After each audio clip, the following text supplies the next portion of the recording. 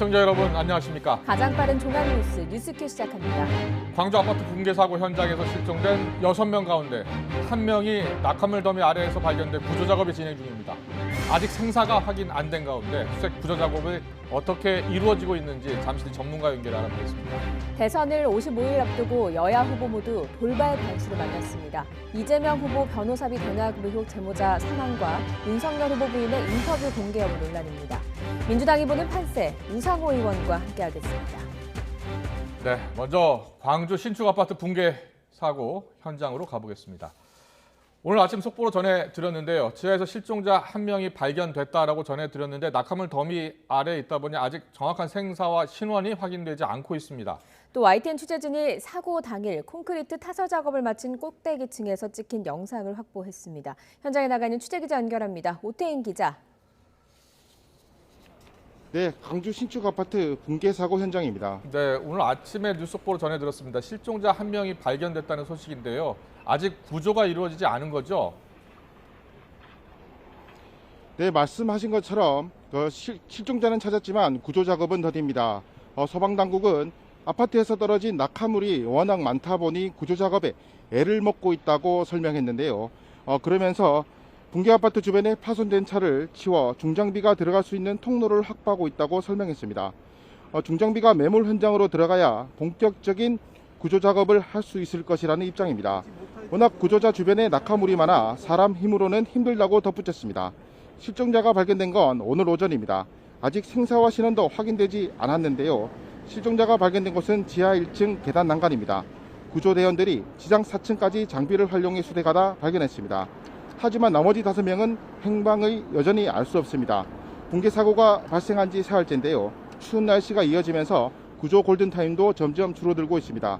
구조와 수색이 본격적으로 이루어지지 않는 이유는 구조대원들의 안전 때문입니다. 건물 위쪽에 남아있는 잔해물이 떨어질 수도 있고 아파트 외벽에 붙어있는 타워 크레인도 쓰러질 위험이 있기 때문입니다. 광주시와 소방당국은 낙하물을 막아주는 시설물을 설치하고 1월까지 타워 크레인을 해체해 구조와 수색을 이어가겠다고 밝혔습니다.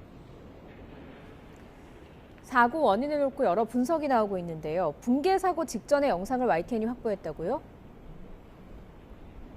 네, 그렇습니다. 저희 YTN 취재진이 확보한 영상입니다. 지금 보시는 공사 화면인데요. 붕괴 사고가 일어나기 직전에 꼭대기층 콘크리트를 들이붓는 타설 작업 모습을 촬영한 겁니다. 콘크리트를 부은 바닥판이 뚝 소리를 내며 10cm가량 내려앉았는데요. 직후 공사 관계자는 뭔가가 잘못됐다는 것을 인지한 듯 탄식을 내뱉습니다. 이 영상은 꼭대기층에 있는 작업자가 현장에서 쿵 하는 소리를 들은 뒤 이상한 낌새를 느끼고 찍기 시작한 영상이라고 합니다. 길이가 수십 초 되는 영상이 여러 개 있는데요. 이 영상을 찍은 작업자는 이후 걸어서 지상으로 내려와 대피했고 얼마 지나지 않아 붕괴가 시작됐다고 말한 것으로 알려졌습니다. 거푸집이 망가지고 콘크리트가 흘러내리는 것이 사고와 어떤 관련이 있는지는 좀 더 조사가 필요해 보입니다. 지금까지 광주 신축 아파트 붕괴 현장에서 YTN 오태인입니다. 네, 뉴스 속보 전해드리고 계속 사고 관련 소식 전해드리겠습니다. 여야 대선은 이재명, 윤석열 후보 설 연휴 전에 양자가 TV 토론을 하는 양자 TV 토론을 하기로 전격 합의했다는 뉴스 속보가 들어와 있습니다. 네, TV 토론을 두고 여야가 합의가 되지 않아서 여러 설전들이 있었는데요. 결국에는 지상파 방송사의 합동 토론 주관해 줄 것을 요청한다. 이런 속보가 들어왔습니다. 그렇습니다. 토론 주제를 놓고서도 여야의 이견이 있었는데요. 토론 주제는 일단 국정 전반에 대한 모든 현안에 대해서 논의를 하기로 했다는 뉴스 속보입니다. 이재명, 윤석열 두 후보 양자 TV 토론 시작 합의했고요. 지상파 방송사에서 합동 토론 주관을 요청하기로 했다는 뉴스 속보 전해드렸습니다. 네, 관련 소식은 좀 더 자세한 소식 들어오는 대로 다시 전해드리겠습니다. 신축 중이던 아파트 외벽과 구조물이 순식간에 무너져 내리는 장면은 들어가서 살고 싶다는 생각이 사라질 정도로 충격적이었습니다. 광주광역시는 건물의 안전성이 확보되지 않으면 모두 헐고 다시 짓는 방안까지 검토하겠다고 했습니다. 김범환 기자입니다. 굉음과 함께 불꽃이 내며 무너진 현대 산업개발의 광주광역시 화정동 신축아파트. 갖가지 피해에 시달리던 주민은 올 것이 오고야 말았다는 반응이었습니다. 지하 같은 거 공사하는 거 보면 설계라든가 안전을 전부 무시하고 한다. 예, 주변에 진동이 다 울리고 발파까지 하는데 막 진동걸 봐버리고 민원인들 합의도 없이 일방적으로 하고 그래서 설계까지 다 의심스럽다. 사고 현장은 국내 도급 순위 9위의 대형 건설사가 짓던 아파트인지 믿기가 어려울 정도입니다. 광주광역시는 안전성의 확보 없이는 공사를 다시 할 수 없다고 못을 박았습니다. 이번 붕괴 사고가 발생한 아파트 공사 현장은 전문가들과 철저히 점검해서 건물에 대한 안전성이 확보되지 않으면 건물 전면 철거 후 재시공하는 방안까지도 검토토록 하겠습니다. 광주광역시는 또 법률 검토를 거쳐 일정 기간 동안 현대산업개발이 광주에서 사업할 수 없도록 하는 것도 고려하고 있다고 덧붙였습니다. 지난해 6월 철거되던 건물이 시내버스를 덮치면서 9명이 숨지고 8명이 다친 광주 학동 재개발 구역입니다. 현대산업개발은 이곳을 비롯해 모두 5군데에서 공사를 맡고 있습니다. 앞서 광주광역시는 사고 직후 현대산업개발의 사업장 5곳의 공사 중지를 명령했습니다. 광주시는 앞으로 구청별로가 아닌 공동감리단을 설치해 문제가 있으면 공사를 곧바로 중단하고 위험 요인을 없애기로 했습니다. 또 사고 현장에 민원이 빗발쳤던 점을 토대로 감독기관인 광주서구청을 특별 감찰해 책임이 드러나면 엄중하게 문책할 방침입니다. YTN 김범환입니다.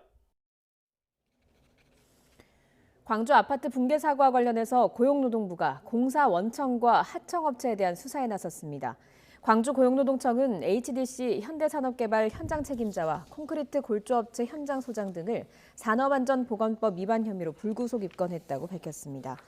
노동청은 이들을 소환해 콘크리트 양생 과정 등의 미흡한 점은 없었는지 한 차례 조사를 마쳤습니다.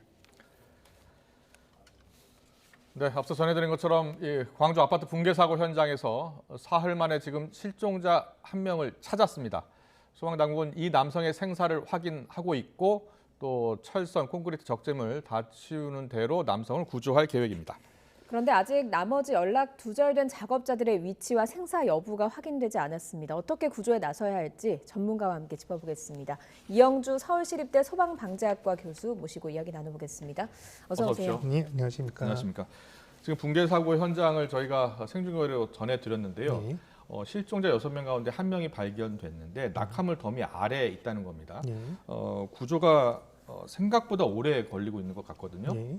일단은 붕괴된 부위, 고층부에서 붕괴되어서 적치물들이 쌓여있는, 잔해들이 쌓여있는 고층부 부위도 수색의 대상이지만 또 잔해들이 떨어지면서 지상부 혹은 또 이번처럼 지금 이 발견된 이 지하 1층이라고 합니다. 예, 그렇죠. 그러니까 지상에서 작업을 하거나 지하에서 작업을 했는데 잔해로 인해서 이렇게 이제 갇혀 있게 되거나 매몰되신 분들 이런 가능성들이 있다 보니까 굉장히 다양한 곳에서의 어떤 수색이 이루어져야 되고 또 수색 과정에서 또 수색하는 사람 또 혹은 또 수색을 통해서 발생할 수 있는 여러 가지 안전 사고에 대한 부분들을 예방 조치를 하면서 수색을 해야 되기 때문에 상당히 좀 더디게 진행할 수밖에 없는 상황이다 생각이 됩니다. 예. 앞서서 소방당국 브리핑을 보니까 잔재물이 상당히 많다. 그래서 내부에 중장비가 들어갈 통로도 확보를 해야 되고 그래서 시간이 좀 많이 걸린다 뭐 이런 이야기를 하더라고요. 네, 맞습니다. 현장 보면 어떻습니까? 지금 잔해들이 뭐 작은 잔해들도 있겠지만 구조물 자체들이 상당히 좀 볼륨도 크고 또 중량이 크게 나가는 것들도 많기 때문에요. 이러한 부분들은 중장비라든지 전문 장비를 동원해야 되는데 여러분들도 많이 아시다시피 아파트 구조라고 하는 것들이 이제 올라갈 수 있는 이제 통로라든지 중장비를 그 안쪽에다 들여놓는 과정들도 굉장히 좀 어렵거든요. 그렇기 때문에 이제 이러한 부분들의 준비라든지 장비의 동원이라든지 이런 부분들이 한계가 있기 때문에 더더욱 이제 사람에 의존한 수색들이 이루어져야 되는데 그렇다고 한다면 상당히 좀 시간도 많이 걸리고 좀 어려운 부분들이 많이 있을 거다라고 예상이 됩니다. 그러니까요. 지금 사고 현장 모습 보여드리고 있는데요. 낙하물 더미가 상당히 많이 지금 떨어진 것 같아요. 낙하물에 보면 콘크리트도 있고 또 콘크리트 덩어리, 철근 다 얽혀 있거든요. 이걸 드러내려면 사람의 힘으로 들어올리기가 어렵잖아요. 결국은 장비가 들어가서 들어 올려서 걷어내야지 구조할 수 있는 것 아닙니까? 예, 맞습니다. 그래서 또 장비가 들어가서 장비를 통해서 해체 작업을 하려면 장비를 또 그 안쪽에 들여놓는 일을 해야 그렇죠. 되는데 네. 이러려면 또 크레인이라든지 또 이것을 들여놓기 위한 또 장비들이나 준비들이 또 필요로 하거든요. 그렇기 때문에 아마 최근에는 이제 소형화된 장비들이 있긴 합니다만 예. 지금 사고 현장의 고층부 같은 경우는 워낙에 각 층별로는 공간이 협소하기 때문에 예. 이러한 부분들도 빨리 이렇게 이제 조치가 되기는 좀 상당히 좀 어려운 상황이지 않을까 생각이 됩니다. 또 눈도 오고 지금 바람도 강하게 부는 상황, 그러니까요. 고층부 접근 예. 자체에 대한 한계도 있기 때문에 이런 여러 가지 것들 또 안전을 고려하면서 해야 된다라는 여러 가지 것들을 본다고 한다면 예. 지금 시민분들이 생각하는 것처럼 빨리 이렇게 진행이 그렇군요. 되기는 좀 한계가 있습니다. 네. 알겠습니다. 이 초기에 알려진 바에 따르면 사실은 고층부에 작업자들이 있을 것으로 예상이 됐는데 일단 지금 구조자 한 명은 지하 1층에서 발견이 된 거거든요. 그렇다면 다른 실종자들도 그 부근에 있을 가능성이 있겠습니까? 예, 그럴 가능성도 충분히 있다고 네. 봅니다. 이를테면 고층부에서 작업하셨던 분들이 그 위치에서 매몰이 됐을 가능성도 있지만 추락을 하면서 또 하방 밑에 쪽에 이를테면 이제 지상부 쪽에 또 매몰이 됐을 가능성도 있고 또 지상부나 저층부에 작업을 하시던 분들이 매몰되는 잔해로 인해서 탈출하지 못하시고 그 안에 갇혀 있을 가능성도 있거든요. 예. 그러니까 우선 가장 중요한 것들은 이제 이 붕괴된 부분, 붕괴된 층 중심으로 구조, 또 이를테면 수색이 이루어져야 되기도 하겠지만 또 지상부에 이렇게 이제 잔해가 쌓여 있는 더미 밑에 쪽에 이런 부분들의 생존자나 혹은 또 이런 이 매몰자들이 있는지에 대한 부분의 확인들도 같이 네. 이루어져야 될 필요가 있습니다. 네, 지금 화면에 나오고 있는 장면은 이제 1층이거든요. 그래서 저렇게 구조대원들이 자유롭게 걸어다닐 수 있습니다만 이 아파트 39층짜리 아파트 이 중간 정도까지 무너져 내렸기 때문에 23층 정도 예. 거기에도 지금 실종자가 있을 것으로 보이는데 외벽이 무너져 내렸잖아요. 그러니까 거기서 구조 작업을 펴는 게 쉽지 않을 것 같아요. 아마도 이제 외벽 쪽에서 접근을 하면서 구조 작업을 하는 건 상당히 어려울 그러니까요. 겁니다. 오히려 네. 그래서 이제 건물의 코어라고 하는 계단실 쪽에서 오히려 이제 이 잔해가 쌓여 있는 쪽이나 무너진 쪽을 향해서 이제 구조가 진행이 돼야 될 지금 텐데. 화면 잠깐 보였는데요. 예. 근데 그렇게 돼야 되는데 사실은 이제 그렇게 하더라도 지금 이제 무너져 내린 쪽이나 잔해가 쌓여 있는 쪽이 또 실제로 구조적으로 안전한지 수색을 하기에 그러니까요. 적정한지에 대한 부분들이 판단을 해야 되는데 예. 그런 부분들을 판단하고 또 수색이 이루어지고 또 수색을 하는 과정에서 잔해를 치운다거나 또 사람들이 수색을 하면서 거기 하중이 가해졌을 때 또 안전한지 이런 부분들까지 고려를 해야 된다면 상당히 조심스러운 수색 작업이 아닐까 싶습니다. 예. 지금 뭐 그래픽으로도 나가고 있습니다만 소방당국은 아파트 건물 고층 외부 잔해물에 실종자가 있을 것으로 추정이 된다. 말씀하신 대로 외부에서 그렇게 구조 작업이 쉽지가 않다면 내부로 올라가서 하는 방법도 있는 거잖아요. 네, 맞습니다. 지금 현재는 예. 실제적으로 구조는 계단실을 통해서 이제 코어 쪽으로 올라가서 그 안쪽에서 접근을 해야 되는데 여기 같은 경우 지금 이제 계단실 안에가 다 이제 갇혀져 있는 상황인지 그런 부분들 좀 확인이 필요하고 어쨌든 바깥쪽에서의 구조 작업을 접근한다는 거는 잔해의 추가적인 붕괴라든지 여러 가지 위험성을 봤을 때 상당히 좀 어려움이 있을 것 같고요. 그런 공간들은 좀 안전합니까? 그러니까 무너진 부분 말고 반대편은 안전하다고 볼 수 있는 겁니다. 반대편 쪽은 지금 현재는 아직까지는 정확하게 모르겠습니다만 코어부, 그다음에 이 건물의 전체 한마디로 이제 뼈대가 되는 이 코어부 같은 경우는 다른 부분보다는 구조적인 안정성이 있거든요. 그래서 아마도 이제 계단실이라든지 코어부 중심 쪽에서는 조금 더 안정적인 어떤 이제 상황이기 때문에 그쪽을 중심으로 해서 점차 이제 현장 쪽으로 이렇게 수색을 해나가거나 그런 과정으로 보입니다. 네, 일단 긴급 안전 진단을 했고요. 어제 이 시각 오후 4시 좀 넘어서 구조대원들이 지금 투입돼서 24시간째 수색 작업을 펴고 있는데요.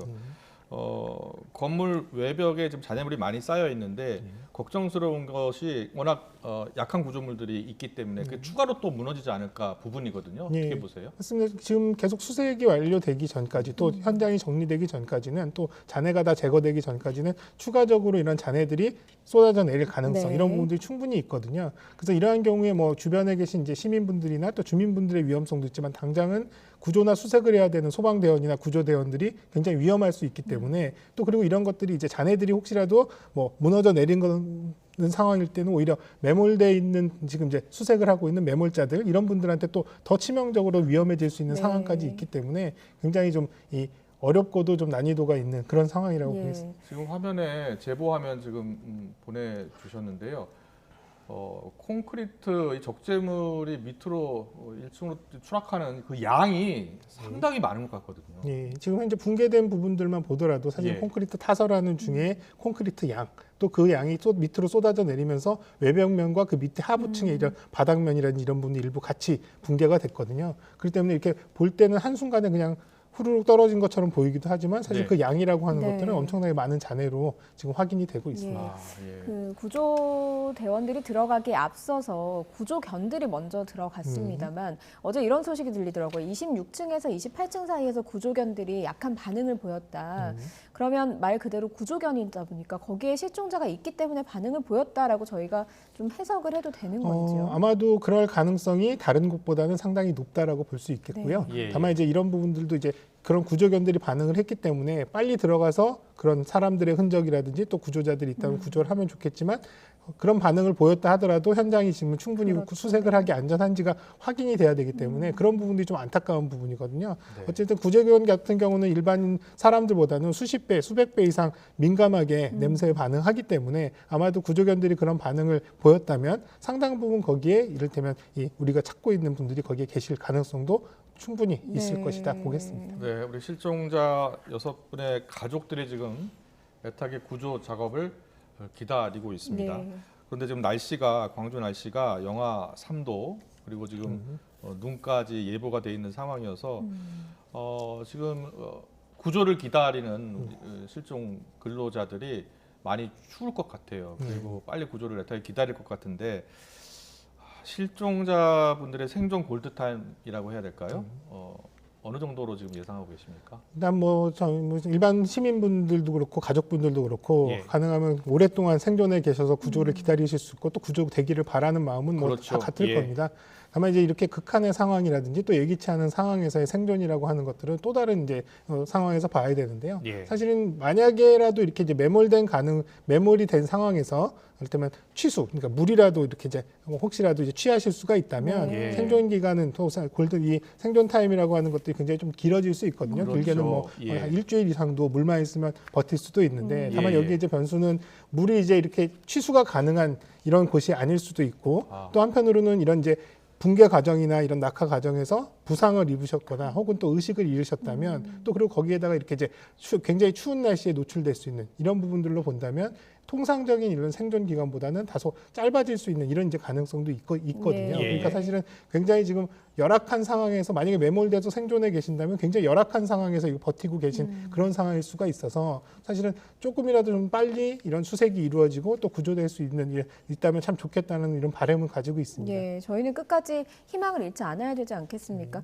앞서 그 소방당국이 그 내시경 같은 매몰자 탐색 장비도 활용을 하고 있다라고 하는데 혹시나 그런 거를 통해서 매몰자를 찾게 되고 생존 여부가 확인이 된다면 물이나 이런 것들을 좀 가져다 주거나 이럴 수 있는 또 구조가 가능할까요? 예, 아마도 직접 구조가 안 되는 상황에서 그 내부에 이제 생존자가 있거나 또 구조자가 있다고 확인이 된다면 예. 첫 번째는 우선 이를테면 의사소통이 가능한지에 대한 의식이 있는지 여부나 의사소통이 가능한지에 대한 네. 부분, 의사소통만 된다면 충분히 필요한 것들도 공급을 하고 또 그런 부분들의 상태를 확인함으로써 또 구조라든지 이런 부분들에도 활용을 하는 이런 것들이 가능할 것으로 보이거든요. 그래서 이를테면 내시경 같은 경우에 이제 탐지 장비 같은 경우에는 사람이 직접 들어가지 못하는 좁은 틈새라든지 이런 네. 것들까지 들여다볼 수 있기 때문에 이를테면 이런 내시경이라든지 이런 여러 가지 장비를 통해서 직접 사람이 닿지 않더라도 구조나 수색들은 가능한 부분들도 있습니다. 다만 네. 이제 어쨌든 간에 이런 부분들은 제한적으로밖에 할 수 없기 때문에 구조나 예. 수색을 조금 더 적극적으로 할 수 있는 여건들이 갖춰지지 못하는 점들은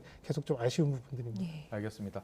일단 실종자 6명 가운데 1명이 지금 발견돼서 구조 작업이 진행 중이고 아직 실종자 5명의 위치를 확인하지 못하고 있거든요. 일단 위치부터 확인돼야지 생사를 확인할 수 있고 구조가 이루어지지 않겠습니까? 예, 맞습니다. 일단 위치를 확인이 되는 게 가장 핵심인데요. 네. 다만 이제 이를테면 휴대폰의 위치 추적이라든지 이런 부분을 통해서 대략의 위치는 확인은 됐습니다만 사실 이런 휴대폰의 위치 추적이라고 하는 것들도 우리가 원하는 대로 딱 그 스팟을 정확하게 찾기보다는 네. 그 지역 중심으로 이렇게 대략 요 에어리어에 그렇죠. 있다라는 예. 것들을 보기 때문에 상당히 어렵고 또 하나는 지금처럼 이렇게 고층으로 한마디로 층층이 여러 층이 있는 경우에는 그 지역을 특정한다 하더라도 사실 어느 층에 수직적으로 어느 쪽에 있는지에 대한 부분들의 확인은 사실상 어렵거든요. 그래서 이제 이러한 부분들로 본다면 위치를 찾는 것, 지금 현재 이제 혹시라도 매몰되신 실종자들의 위치를 확인하는 것들이 사실 어떻게 보면 가장 중요한 부분임에도 불구하고 왜 빨리 이런 부분들이 안 될까라고 이제 많이 의아해하시지만 지금 현재 현장에서는 굉장히 그런 부분들은 사실 바로 확인하기는 최선을 어려운 다하고 상황입니다. 있는 상황이겠죠. 예, 예. 네, 뭐 현장 그림 보시면 아시겠지만 상당히 그런 여러 어려운 조건들이 있는데 네. 기상 여건도 상당히 좋지 않거든요. 눈 예보가 있습니다. 지금 8cm 가량의 눈이 예보돼 있는 것으로 지금 전해지고 있거든요. 이때 좀 보강해야 될 부분이라든가 구조에 있어서 좀 만전을 기해야 될 부분 이런 것들이 있을까요? 통상적으로 이제 눈이 많이 오는 경우에 건물 같은 일반적인 건물 같은 경우에는 이제 설하중, 그러니까 눈이 쌓였을 때 그런 하중까지도 고려를 해서 설계가 됩니다. 다만 이제 여기 같은 경우도 뭐 눈이 어느 정도 온다 하더라도 그거에 대한 굉장한 영향을 받지는 않겠지만 네. 지금 현재 잔해들이 쌓여 있는 상태는 구조적으로 안정적인 이런 상태가 아니기 때문에 네. 자연스럽게 그냥 쏟아져 내리면서 그냥 단순히 걸쳐 있는 형태일 수도 있고 손만 대면 또 떨어질 수 있는 이런 가능성이 있는 이런 잔해들이 쌓여 있는 상태이기 때문에 예. 눈이 많이 오는 상황이라면 이러한 부분들의 우려, 낙하물이 발생한다든지 또 잔해들이 추가적인 낙하 이런 부분들에 대한 위험성에 대한 부분은 대비할 필요가 있고요. 또 눈이 오는 경우에 또 바람, 강풍이나 또 이제 실제로 사고가 나던 데도 강풍이 굉장히 많이 불었고 지상부에서 바람이 많이 안 불더라도 고층부는 상당히 바람이 굉장히 많이 부는 평상시도 많이 불기 때문에 예. 이러한 부분들의 영향성도 충분히 이제 고려를 해야 될 필요는 있습니다. 네. 또 한편으로는 수색 현장이 또 외부에 일부 이제 붕괴가 되면서 노출되어 네. 있는 상황이기 때문에 수색하시는 분들도 눈이라든지 이런 부분들이 이제 미끄러짐이라든지 이런 안전사고에 대한 부분들도 다른 현장보다는 훨씬 더 각별하게 신경을 쓰셔야 될 그런 상황입니다. 네, 알겠습니다. 이 구조 여건 상황이 더 좋아져야 될 텐데 지금 보면은 상황이 조금 더 안 좋아지는 것 같아서 걱정입니다. 이제 사고 원인을 지금 계속해서 찾고 있는데 일단 콘크리트가 다 굳기 전에 콘크리트를 또 쏟아 부으면서 이게 무너져 내렸다라고 지금 잠정적으로 그렇게 좀 추정을 하고 있는데요. 지금 좀 전조 증상이 좀 있었던 것 같아요. 좀 YTN이 확보한 영상 이렇게 화면 보면 이 거푸집 두두둑 하는 소리가 들리거든요. 네, 맞습니다. 거푸집이 이제 실제로 이제 콘크리트를 타설하면 굳기 전까지 그 틀을 유지하기 위해서 이제 거푸집들을 이제 구성을 해놓고 거기에 콘크리트를 네. 타설하게 되는데요. 예. 지금 화면에서 보시는 것 같이 이제 콘크리트를 부었을 때 저 거푸집들이 이제 버텨줘야 되거든요. 굳어 네. 양생이 될 때까지. 근데 아마도 콘크리트를 타설하자마자 저런 폼들이 지금 주저앉으면서 약간씩 이제 이 균열이 가는 것들, 저 주저앉는 모습들이 이제 일부 예, 영상으로 보이네요. 촬영이 예. 됐는데요. 이런 것들로 본다면 지금 이제 콘크리트를 타설을 하기 위한 저 거푸집, 갱폼이라고 하는데 저런 폼들이 정확하게 구조적으로 안정적으로 제대로 타설이 됐는지 이런 부분들 또 그리고 하부층에 이런 부분들이 하중이 전달되기 때문에 하부층의 구조들은 정확하게 또 이런 부분들이 받쳐질 수 있는 상태였는지 이런 것들까지도 함께 검토가 될 필요가 있습니다. 네, 알겠습니다. 구조 여건이 갈수록 어려워지고 있습니다만 6명의 실종자 모두 무사히 생활을 해서 가족들의 품으로 돌아갔으면 좋겠습니다. 지금까지 이영주 서울시립대 소방방재학과 교수와 얘기 나눠봤습니다. 잘 들었습니다. 고맙습니다. 감사합니다.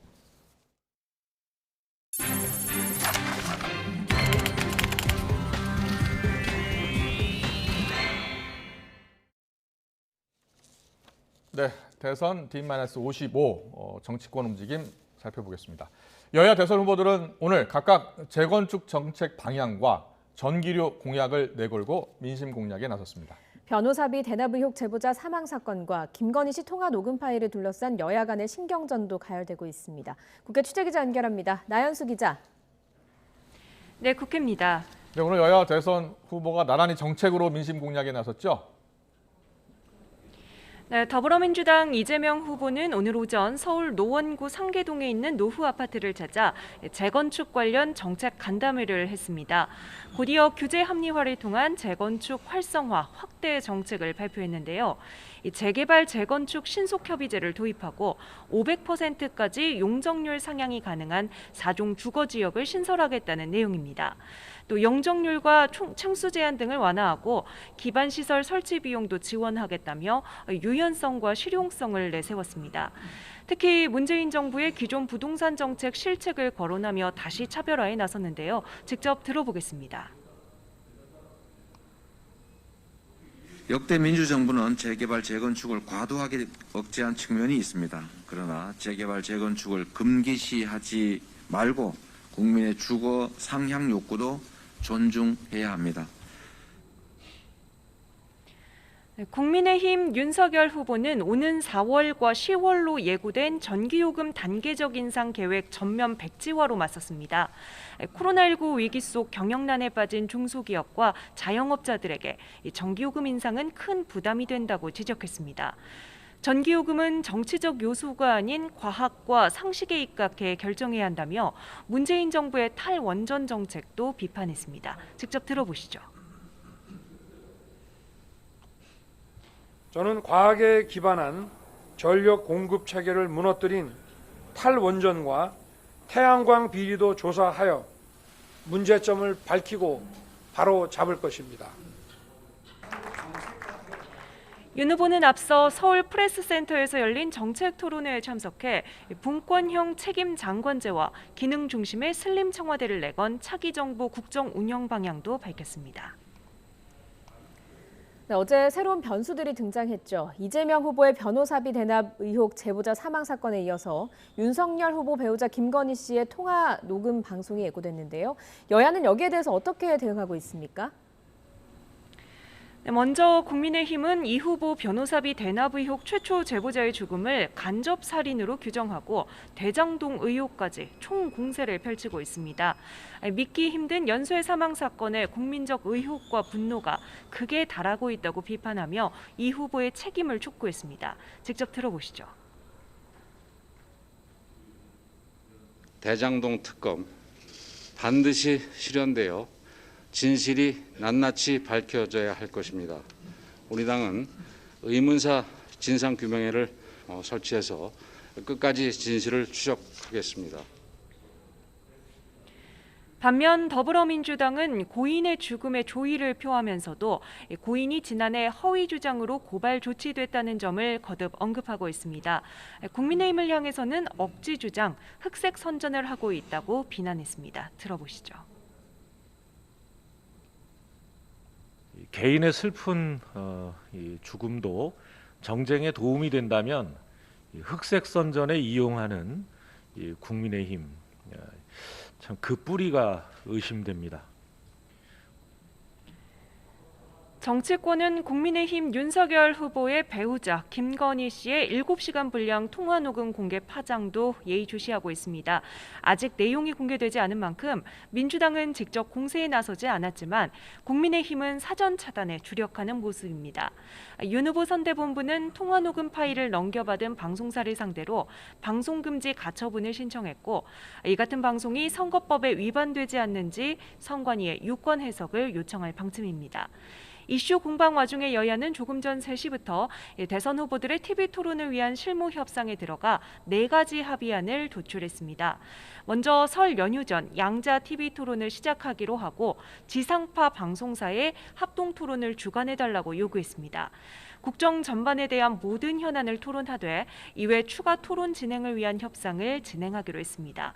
앞서 국민의당 안철수 대선 후보 측은 안 후보의 상승 기류를 막으려는 치졸한 단합이라며 양당 TV 토론 중단을 촉구하고 3자 토론을 제안하기도 했습니다. 지금까지 국회에서 전해드렸습니다. 지지율 부진 속에 공식 일정 전면 중단을 선언한 정의당의 심상정 대선 후보가 외부와의 연락을 끊은 채 칩거에 들어갔습니다. 혼란에 빠진 정의당은 우선 선대위 총사퇴를 결의했는데 심 후보의 숙고가 길어지면서 중도 사퇴설도 쉽사리 가라앉지 않고 있습니다. 송재인 기자입니다. 현재 선거 상황을 심각하게 받아들인다.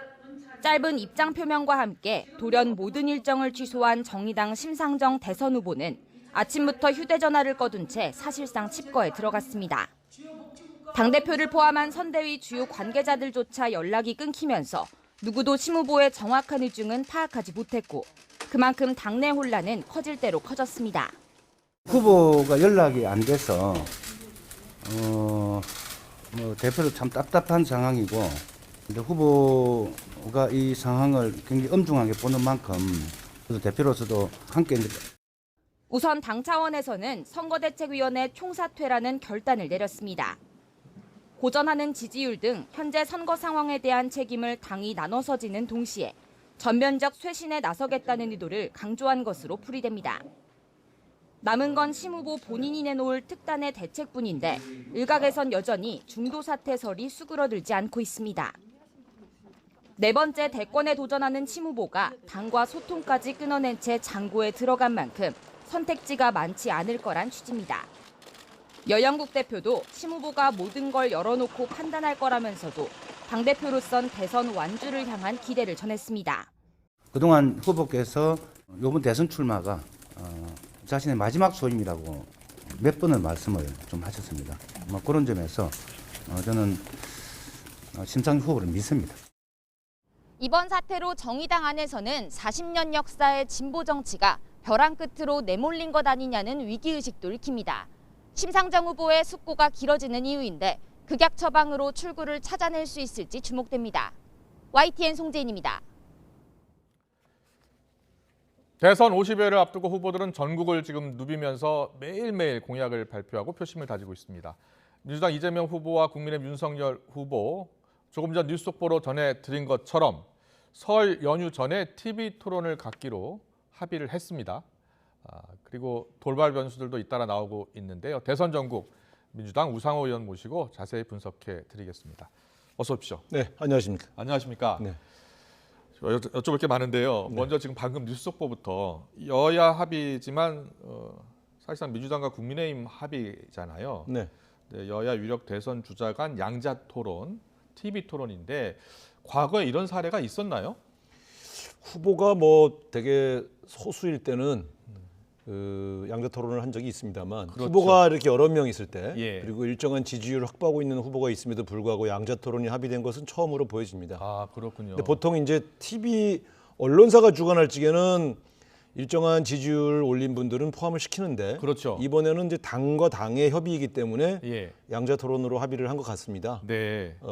일단 방송사에서 중계를 이제 우리 요청을 했는데 이제 방송사에서 양자 토론을 받거나 네네. 그러면 문제가 없는데 혹시 안철수 후보가 반발해서 포함시키자. 그렇죠. 이렇게 재협의가 들어올 경우에는 또 변화가 있겠죠. 그럼 또 3자 토론이 될 수도 있고. 네, 그렇습니다. 또 심상정 후보도 나도 같이 하자 그러면 또 다시 4자 토론 될 수 있고. 그렇죠. 근데 아직은 좀 유동적이네요. 사실은 지금 그러면. 민주당의 이재명 캠프는 3자 토론이든 4자 토론이든 크게 개의치 않는다 이런 입장이고요. 그렇군요. 예. 오히려 아마 윤석열 후보 측이 안철수 후보가 같이 참여하는 것이 조금 부담스러웠을 가능성이 있습니다. 네, 알겠습니다. 토론 주제가 보니까 국정 전반에 대한 모든 현안 이렇게 합의가 된 것 같습니다. 네. 뭐 대장동만 가지고 뭐 하자 이런 의견도 있었던 것 같은데 네. 일단 국정 현안 모두 하는 것으로 그러면 대장동 포함 또 윤석열 후보의 이른바 본부장 의혹도 다 본인 부인 장모 의혹까지 다 포함된다고 봐야 되겠죠? 그러니까 아무래도 이제 토론을 설계할 때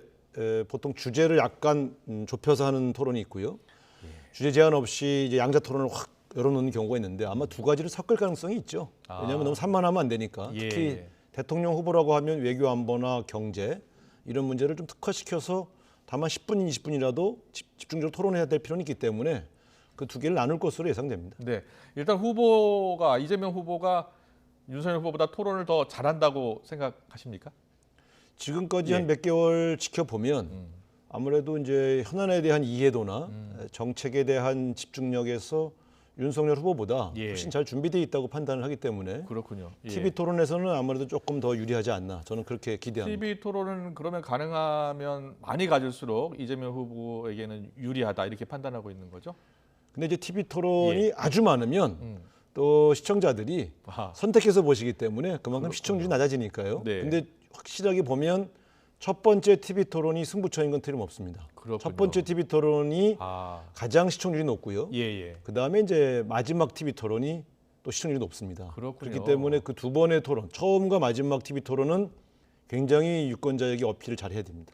대선을 여러 번 치러 보셔서 TV 토론 많이 이제 준비해 보셨잖아요. 네네. 지금 이재명 후보 TV 토론 어떻게 준비하고 계세요? 아니 지금 아직 본격적으로 준비하고 있는 상황은 아니고. 아, 그래요? 네. 되게, 윤석열 후보 쪽은 준비하고 있다고 들었는데. 네, 그분은 많이 하셔야 될 겁니다. 네. 어떤 점에 어떤 점을 좀 더 강화해야 한다 이렇게 생각을 하면서 지금 준비가 필요하다고 보세요? 아무래도 이제 경제와 민생 분야에서 탁월한 장점을 갖고 있기 때문에 그 분야에서 이재명 후보가 갖고 있는 여러 정책들, 비전들을 잘 설명드리고 누가 정말 대통령감인가, 누가 준비되어 있는가를 차별화하는 것이 이재명 후보의 전략 포인트입니다. 예. 그리고 두 번째는 또 한편으로 이재명 후보가 조금 좀 불안한 이미지가 있다 이렇게 말씀하시는 분도 있어서 예. 훨씬 더 친근하고 푸근하면서 포용력 있는 모습을 연출하게 될 가능성이 큽니다. 선거 여러 차례 치러보시면서 확실히 TV 토론이 표심에 큰 영향을 미치는 것 같습니까? 과거에 이제 인터넷이 없고 주로 이 TV 매체가 매우 한정되어 있을 때는 네. TV 토론이 매우 결정적이었습니다만 지금은 참고용으로 활용되는 경우가 많고요. 그렇군요. 예. 결판이 난다 이 정도는 아닌데 다만 누가 더 준비되어 있는가, 누가 더 적임자인가를 판단하는 데는 굉장히 도움이 되죠. 그렇군요. 알겠습니다. 자, 계속해서 어제 오늘 터진 돌발 변수 하나씩 짚어보겠습니다. 먼저 이재명 후보 관련해서 변호사비 대납 의혹 제보자 사망 사건 놓고 이제 국민의힘이 계속 공세를 강화하고 있는데요. 제보자가 사흘 전부터 외출하지 않은 것으로 알려졌고 호텔방에서 있었다고 네네. 하죠. 사망 전 CCTV도 지금 화면이 공개가 된 상황인데 이 소식을 처음 딱 듣고 어떤 생각 드셨어요?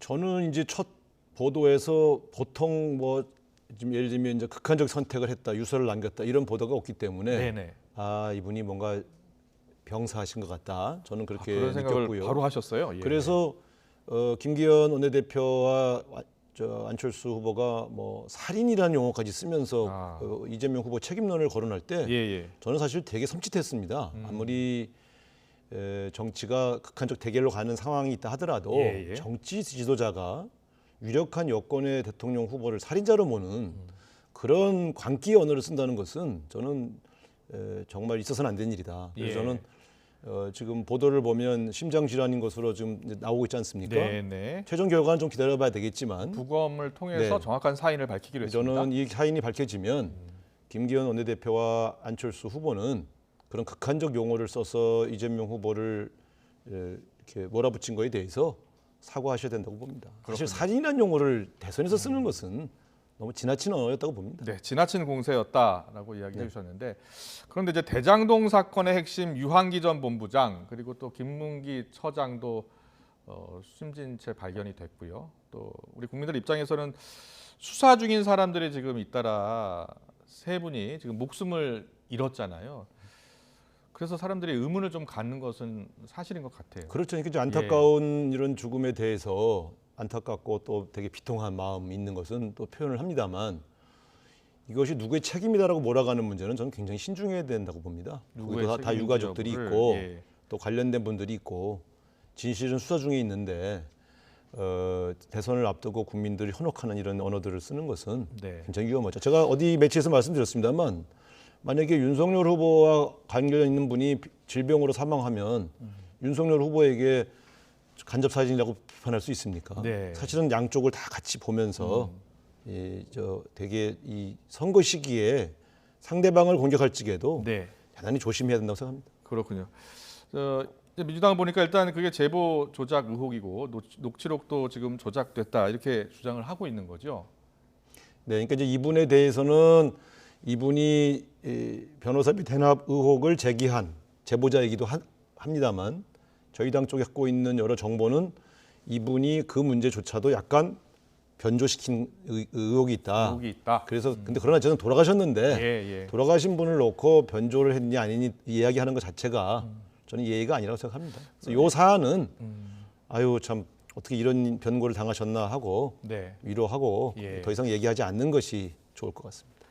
알겠습니다. 또 다른 돌발 변수 또 하나 있습니다. 국민의힘 윤석열 후보의 부인 김건희 씨 한 유튜브 채널의 한 기자와 이제 통화한 내용인데요. 이것을 이 통화 녹취록 7시간 정도 되는데 이걸 이제 방송사에 이제 건네줬고 조만간 보도할 것이다라는 이야기가 나오고 있는 겁니다. 국민의힘이 바로 사적 통화다라고 이제 방송 금지 가처분 신청을 냈는데 공개하는 것이 맞다고 보십니까?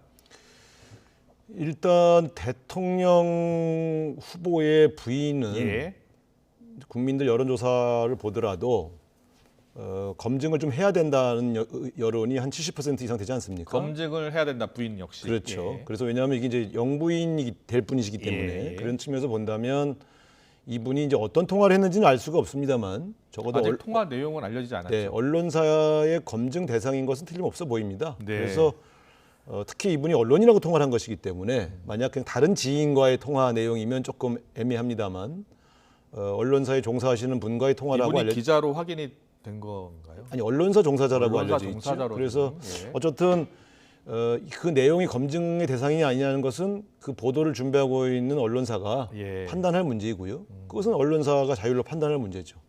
저희는 그 내용이 나온 다음에 그 내용의 적절성을 가지고 판단해 볼 생각입니다. 알겠습니다. 일단 공개는 공인이 될 수도 있기 때문에 공개하는 것이 맞다. 그렇습니다. 알겠습니다. 그리고 향후 판단은 일단 보도가 된 이후로 하겠다라고 이야기해 주셨습니다. 그리고 또 있습니다. 돌발 변수 중에 하나인데요. 정의당의 심상정 후보인데 일정을 전면 중단하고 지금 선대도 일괄 사퇴한 상황이 됐습니다. 정의당은 뭐 과거에 같이 선거 연대도 좀 해보셨고 해서 어떻게 보고 계세요? 심상정 후보가 갑자기 일정을 중단한 것.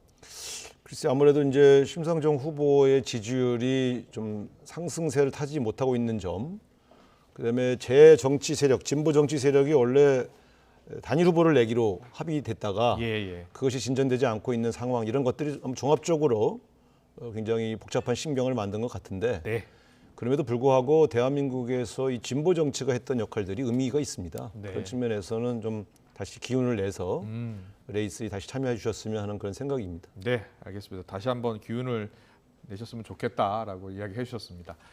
그리고 지난번 출연하셔서 대선 판세 한번 전망을 좀 해달라 이렇게 말씀하셨는데 작년이었던 것 같아요. 벌써 12월에 출연하셨는데 그때 이제 1월 말쯤에 골든 크로스가 나올 것 같다라고 예상을 해주셨는데 골든 크로스는 일찍 났고 다시 박빙으로 지금 흐르고 있는 것 같아요. 어떻게 보고 계세요? 그렇습니다. 이제 지난 연말 연초를 거치면서 이재명 후보의 열세에서 이제 오차범위 내에서 접전을 벌이는 것으로 나오다가 조금 이제 어떤 여론조사에서는 이재명 후보가 많이 앞서는 것으로 나오지요. 그러나 앞으로 나올 여론조사 결과들은 되게 엎치락뒤치락 계속 반복될 것이라고 보고요. 그렇군요. 역시 1월 말 즉 TV 토론을 거치면서 설 민심을 거치면서 우열이 확 드러날 거라고 보고요. 저희는 이제 그 설 연휴를 계기로 이재명 후보의 확실한 리드를 잡게 하는 것이 목표입니다. 알겠습니다. 여러 가지 물어볼 게 많은데 시간 관계상 하나 더 여쭤보고 싶은 게 하나만. 과거에 안철수 후보와 연대도 같이 함께 고민하고 단일화 논의 때도 저희 당 대표도 하셨었고 잘 아실 겁니다. 지금 안철수 후보의 지지율이 10% 이상 나오고 있잖아요. 단일화 할 것 같습니까? 아니면은 완주할 것 같습니까? 안철수 후보의 지지율이 20%대를 돌파하면 단일화 게임을 하게 되고요. 10% 밑으로 주저앉으면 단일화 게임이 어렵죠. 왜냐하면 그럼 단일화의 결과가 너무 뻔하지 않습니까? 단일화라고 하는 것은 두 후보 중에 누가 될지 모른다는 그 가능성의 게임이거든요. 그런 측면에서 본다면 안철수 후보의 지지율이 과연 20%를 돌파할 거냐? 저 개인적으로는 좀 어렵다고 보고 있습니다. 그렇군요. 알겠습니다. 20% 돌파하면 단일화 게임이 있을 것이다라고 예측해 주셨습니다. 민주당 우상호 의원과 함께 최근 대선 판세의 변수 짚어봤습니다. 잘 들었습니다. 네, 고맙습니다.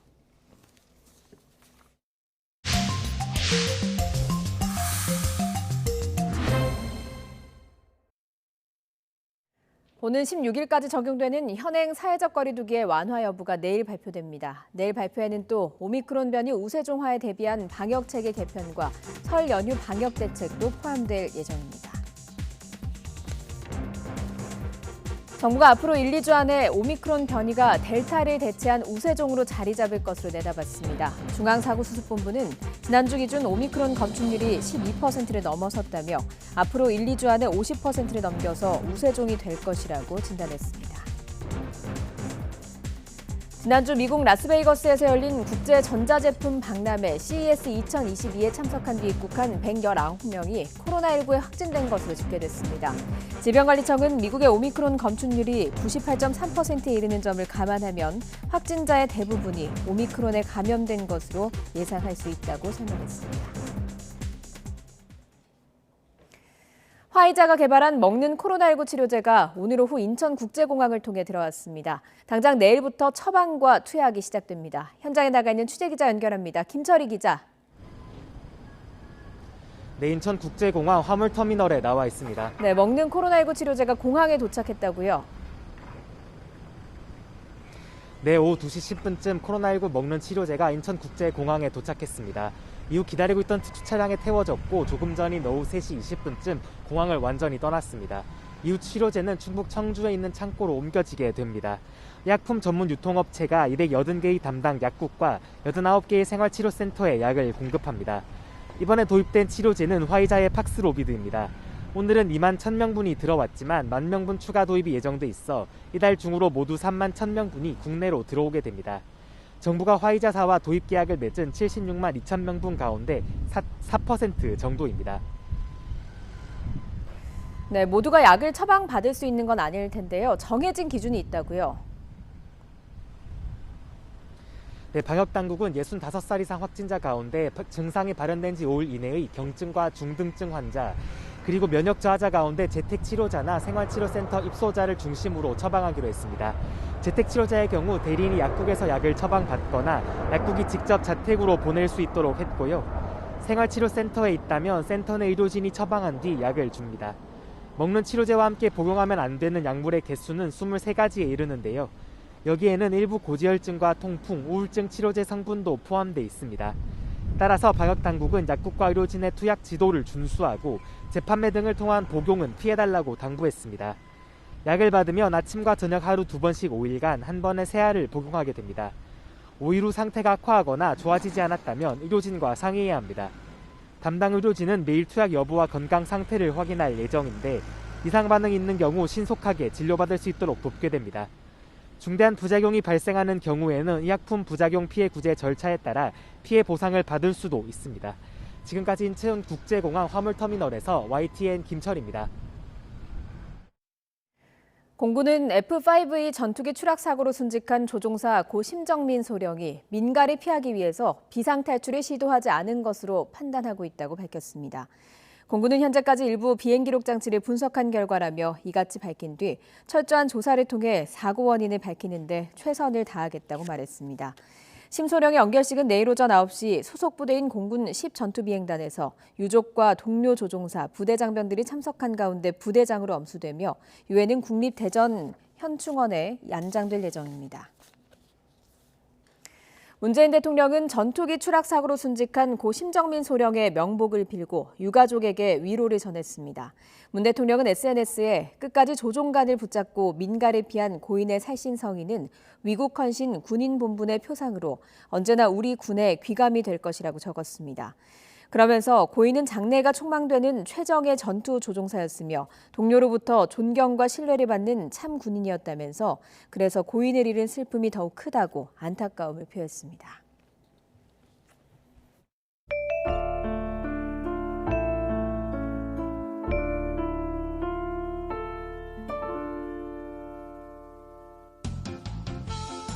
(2021년) 건강하고 그리고 하시는 일에 다 잘 되기를 바라고 일본 세뱃돈 공약을 내겁니다. 새해에는 국민 여러분들이 복을 가지고서는 이제 많이 받아야지 않습니까? 저도 대선 후보인데요. 실망입니다. 복 안 받는 자 누굽니까?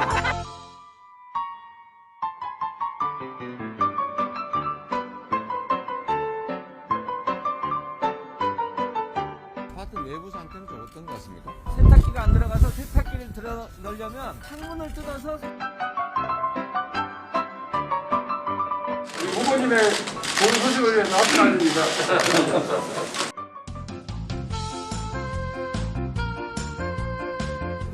롤은 안 하고 딴 거 많이 해요.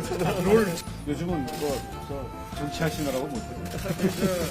정치 안 하셨으면은 프로 게이머로 대성했을 거 같지 않아요? 아니요. 근데 프로게이머 세계는 제가 뭐 합숙소에서 이렇게 하고 하는 거 뭐 장난 아니에요.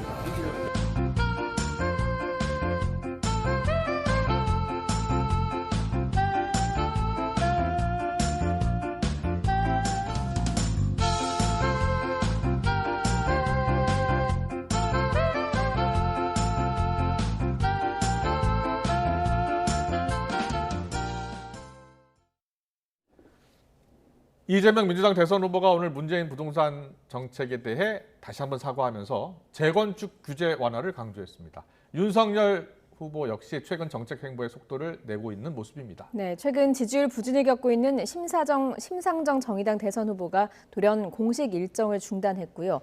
정의당 선대위원들도 일괄 사퇴하면서 심상정 후보가 어떤 결단을 내릴지 관심이 쏠리고 있습니다. 추은호 해설위원과 짚어봅니다. 어서 오세요. 네, 안녕하세요. 네.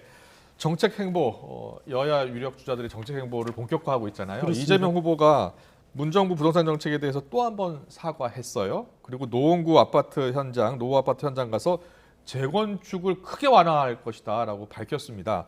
문정부의 실패한 부동산 정책과는 확실히 선을 긋겠다 이렇게 보이는데요. 그렇습니다. 그 문재인 정부 그리고 고 박원순 서울시장 그 당시에 민주당 서울시의 네. 그 정책은 뉴타운을 취소 그리고 재건축 재개발을 막았지 않습니까? 네. 그러다 보니까 도심에서의 공급 부족의 현상이 나타났고 이것을 이런 현상들이 부동산 민심으로 그 결과는 어땠는지는 벌써 판가름 났지 않았습니까? 예. 부동산 민심을 통해서 드러났기 때문에 이재명 후보는 그동안에 어떻게 보면 부동산 민심에 대해서 방어적으로 나오다가 이제는 좀 더 공세적으로 나가는 것 같아요. 그렇군요. 그래서 예. 용적률 상향, 뭐 최고 500%까지 지금 현재 300%도 안 되잖아요. 그렇습니다. 지금 예. 3종 일반 주거지역 경우에는 우리 국토계획법상은 최고 300%까지는 가능하게 돼 있죠. 그렇죠? 물론 지방자치단체가 이렇게 재량은 있습니다만은 그거를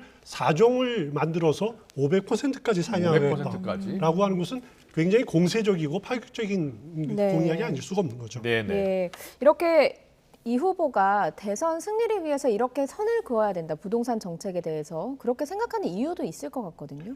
부동산 민심이 얼마나 나쁜지 그것이 지난 서울시장 보궐선거에서 명확하게 드러나지 네. 않았습니까? 네. 이재명 후보 서울 시민들 그리고 수도권 주민들의 이 부동산 민심을 다독이지 않으면은 선거에서 어렵다라고 하는 그 절실한 판단이 있었을 겁니다. 그래서 네. 지금까지는 세금 문제 이런 것들을 통해서 부동산 민심을 이렇게 방어적으로 대응해 왔다라면은 네. 오늘 계기로 이렇게 노원구 재건축 아파트 대상 노후된 아파트 가서 용적률 상향 이런 것들은 굉장히 공세적인 것이죠. 네. 이 공세적인 것을 통해서 부동산 민심을 잡겠다라는 겁니다. 그래서 어떻게 보면은 그 윤석열 후보, 이재명 후보 공약이 서로 비슷해지는 것 같아요. 네. 문제는 과연 누가 설득력 있게 그 사람들한테 다가가느냐, 그리고 누가 실천력이 있느냐, 이것이 판가름 나는 대목인 네. 것 같습니다. 그렇겠네요. 실행력이 지금 중요하고 실천을 누가 하느냐. 그리고 또 우리가 국민들이 꼭 봐야 될 게 실현 가능성이 있는지도 그렇습니다. 봐야 될 것 같습니다. 네. 예. 네. 자, 그리고 이번 대선에서 부동산 민심 중요해진 만큼 이재명, 윤석열 두 후보 기싸움도 지금 치열한데요. 자, 관련 발언 듣고 오겠습니다. 민주당 정부가 이 공급을 틀어준 것이 그게 어떤 그 시대착오적인 그 이념에 의한 거라고 저희들은 보고 있습니다. 그래서 지금 선거를 앞두고 무슨 말을 못 하겠습니까만은 과연 같은 기조를 가지고 있는 그런 사람들이 과연 이렇게 이 부동산 정책이라고 하는 것을 어떤 시장의 그 생리를 우선시하면서 펴나갈 수 있을지 좀 의문입니다. 그러니까 뭐 선거가 다가오니까 뭐 민주당에서도 뭐든지 펴댈 만한 거는 다 일단 얘기하자 하는 건데 그게 그렇게 쉽게 턴할 수 있는 거면 왜 이 정부에서는 못했는지 의문이 듭니다. 무학계사가 그렇게 말씀하셨어요. 돼지 눈엔 돼지만 보입니다. 저는 우리 왕께서 부처로 보입니다. 이렇게 말씀하셨죠. 정책이라고 하는 것은 그야말로 계획이기 때문에 선거 막바지에 가면 거의 비슷해집니다. 그래서 제가 그 말씀을 드리는 거죠. 정책에는 저작권이 없다. 그래서 윤석열 후보께서는 이재명 후보의 정책이 좋다 하면 그냥 갖다 쓰세요.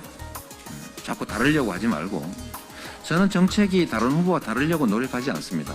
나중에 어떻게 구분하느냐. 결국 실천입니다. 네.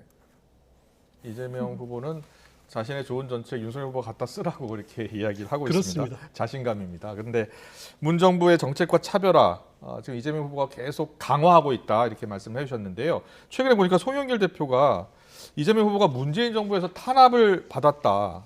그리고 이 후보가 대통령이 되면 새로운 정권 창출이다 뭐 이렇게 이야기를 했거든요. 이 전략은 어떻게 보세요? 일단 송영길 대표가 일전에 그런 이야기를 한 적이 있었죠. 이재명 후보가 당선이 되더라도 그것은 정권 교체로 보는 국민들도 있다. 이런 그 시각을 나타냈는데 이번은 여기에서 좀 더 나갔습니다. 이재명 후보는 문재인 정부에서 탄압을 받던 사람이다. 네. 그리고 기소돼서 정치적으로 죽을 뻔했다. 어떻게 듣기에 따라서는 이것이 과연 민주당 대표가 할 만한 일인가? 예. 아주 의문점이 드는 전략인데 송영길 대표는 이제 정권 교체론에 대해서 그래도 불구하고 이재명 후보도 그중에 그 흡수할 수 있다. 이런 점을 좀 강조하기 위해서 하는 말 같은데 당 대표로서는 정말 부적절한 발언이다. 지금 개인적으로는 그렇게 생각합니다. 개인적으로도 당대표로서는 부적절했다 이렇게 얘기를 해주셨는데 여권 내에서도 비판적인 목소리가 나오고 있습니다. 관련 내용 듣고 이야기 더 나눠보겠습니다.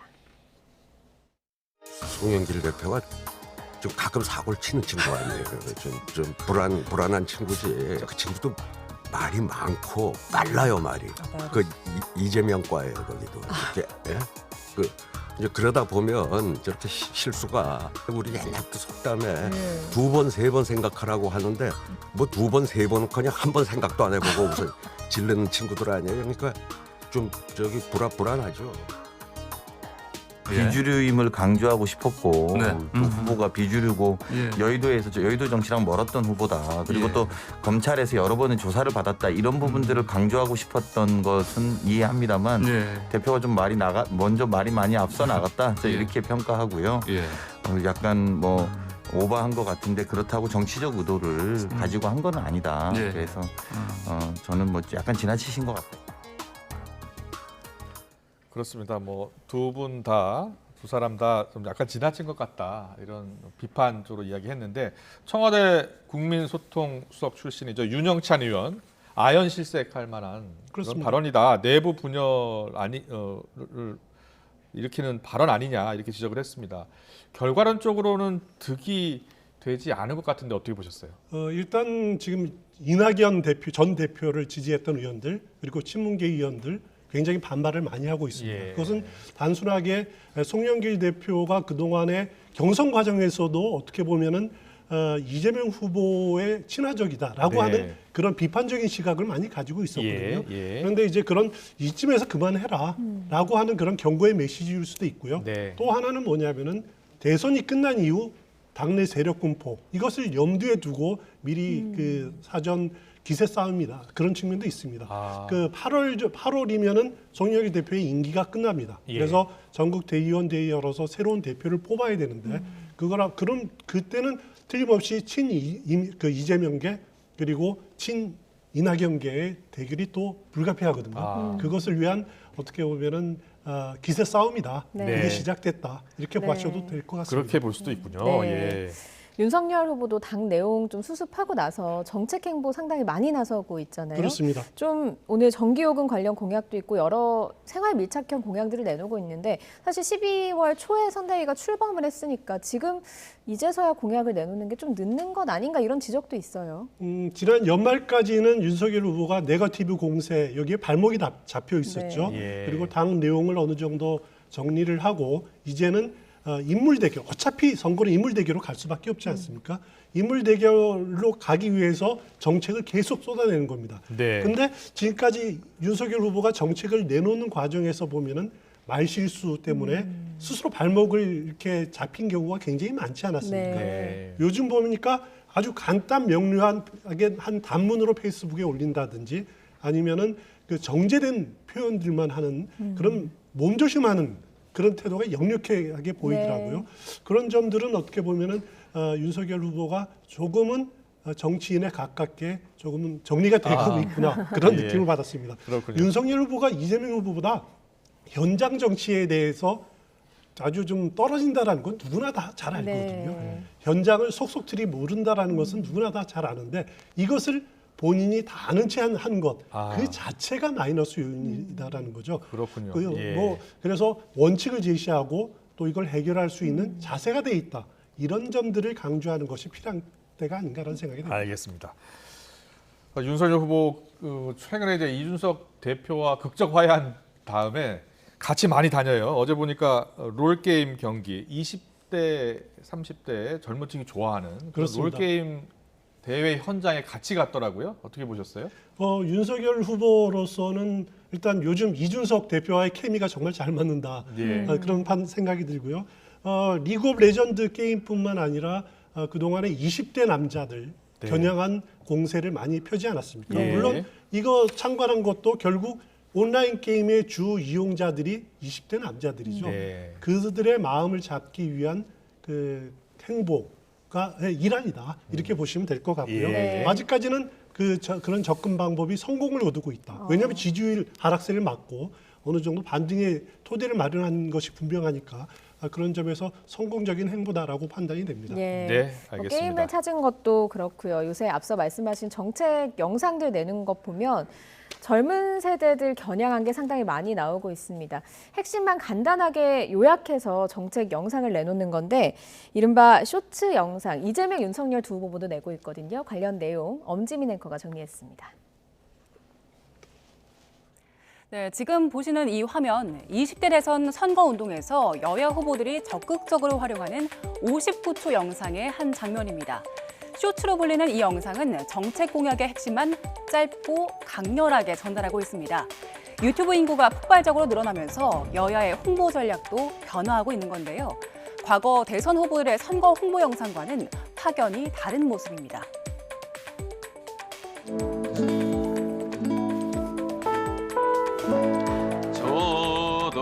국민이 대통령입니다. 제가 지역 감정에 맞아 쓰러졌을 때 일으켜 세워주신 분은 이명박은 배고픕니다. 밥 처먹었으니까 경제는 꼭 살려라잉. 알겠냐? 실천하는 경제 대통령 이명박이 해내겠습니다. 네, 과거 영상들은 후보의 인간적인 면모를 부각하면서 이미지를 각인시켰는데요. 두 광고 모두 홍보 효과를 톡톡히 누렸습니다. 하지만 이번 대선에선 무엇보다 59초 공약 영상이 화제입니다. 먼저 민주당 이재명 후보의 영상 보고 오시죠. 심는다 이재명, 나의 머리를. 네, 영상 많이들 보셨죠? 탈모인들의 마음을 움직였다는 평가를 받았는데요. 이재명 후보는 정책 공약을 이재명의 알려줌 시리즈로 공개하고 있습니다. 이번엔 최근 나온 국민의힘 윤석열 후보의 정책 홍보 영상도 보고 오시죠. 멈출 수가 없어. 대표님, 개준숙이라고 아세요? 개준숙이요? 커뮤니티 좀 끊고 일 좀 하세요. 보니까 댓글에 개준숙이 살 좀 빼라 그러던데. 그런 의미에서 체육비의 소득공제 어떨까요? 체육비? 헬스장이나 필라테스 같은 실내 체육시설 이용료 말이죠? 네, 국민건강 챙기고 자영업자 살리고 일석이조 아닌가요? 돈이 좀 많이 들지 않을까? 국민건강 증진되면 미래 의료비도 절약되니까 결국 이익이 더 크다는 거죠? 후보님께 보고할까요? 후보님, 추진할까요? 좋아, 빠르게 가! 네, 두 후보의 영상 모두 보신 것처럼 짧고 간결합니다. 재미도 있지요. 윤석열 후보 선대위는 공식 SNS에 59초 공약 영상을 하루에 하나꼴로 올리고 있습니다.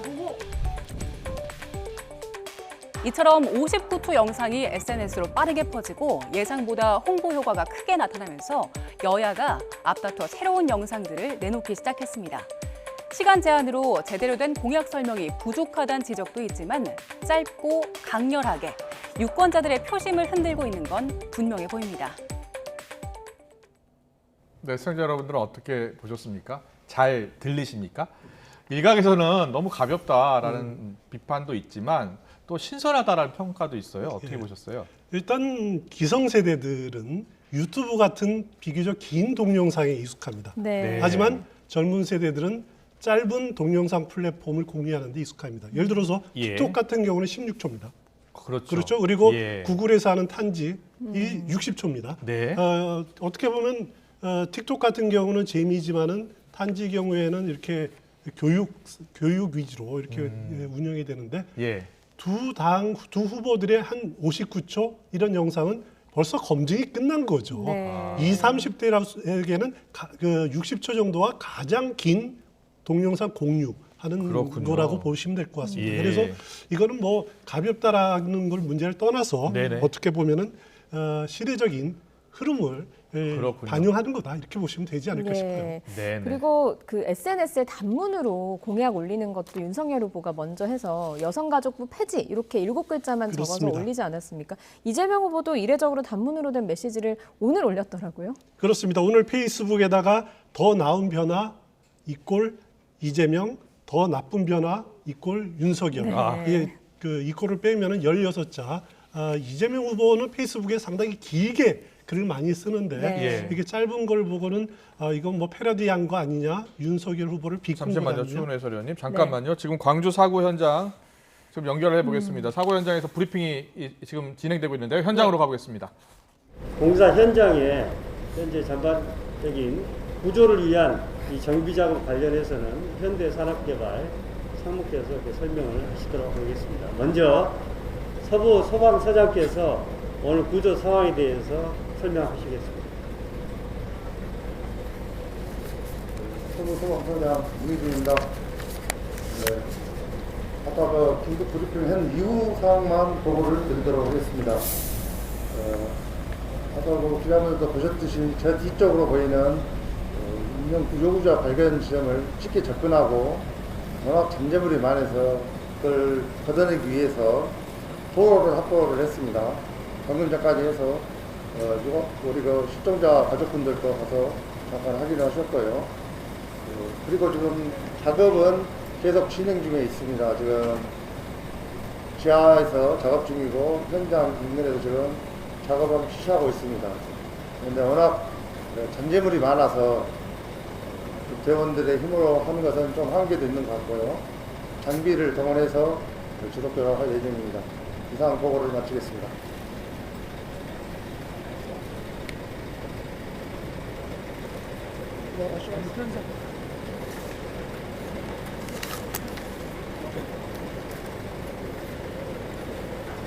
현대산업개발 민성호입니다. 금일 사고 수술 현황 보고 드리겠습니다. 201동 구조물 보강 및 타워크레인 해체와 관련해서 타워크레인 해체는 금일 21시경 해체 이동식 크레인이 반입이 될 예정입니다. 내일 새벽까지 반입이 되고 내일 오후부터 이동식 크레인 조립이 시작될 예정입니다. B구간 옹벽 관리 안전관리 대책은 지금 옹벽을 잡는 브라켓 조립 작업을 오늘 진행을 했습니다. 명일은 23층부터 브라켓 지지대 설치 작업이 진행될 예정에 있습니다. 그리고 주차장 상부에 콘크리트 잔재 있는 부분 하부의 작업은 지하 주차장 잭서포트 작업을 진행했습니다. 잭서포트는 지금 일부 설치가 됐고 금일 야간 작업을 통해서 완료를 할 예정. 작업 진행 중에 있습니다. 마지막으로 도로변 실종자 구조 작업에 금일 덤프트럭 3대, 그리고 태포 2대, 그리고 용금 2대를 지원하여 소방서와 협업으로 작업 진행 예정에 있습니다. 이상 브리핑을 마치겠습니다.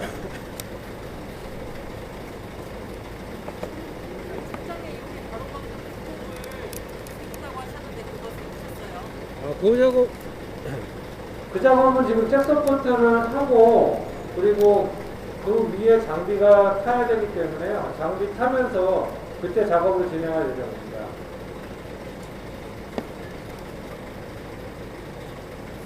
네, 이상 마치겠습니다.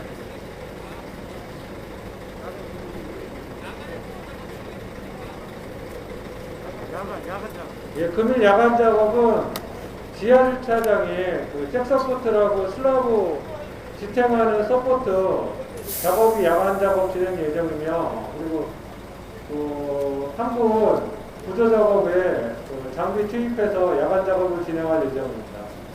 감사합니다.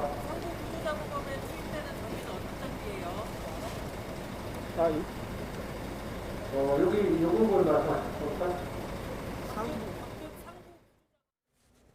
네, 현장에서 브리핑이 있다고 해서 저희가 생방송으로 연결을 했는데요. 구조 관련 소식을 기대했었는데 일단은 구조 작업 진행 상황을 지금 전해 왔습니다. 네. 잔해물을 지금 걷어내는 작업이 있고 장애물을 걷어내기 위해서 도로를 지금 확보하고 있는 중이다. 지금 현재 상황은 구조작업 진행 상황은 이 정도 지금 진행이 되고 있습니다. 네. 관련 속보가 들어오면 또 전해드리겠습니다. 네.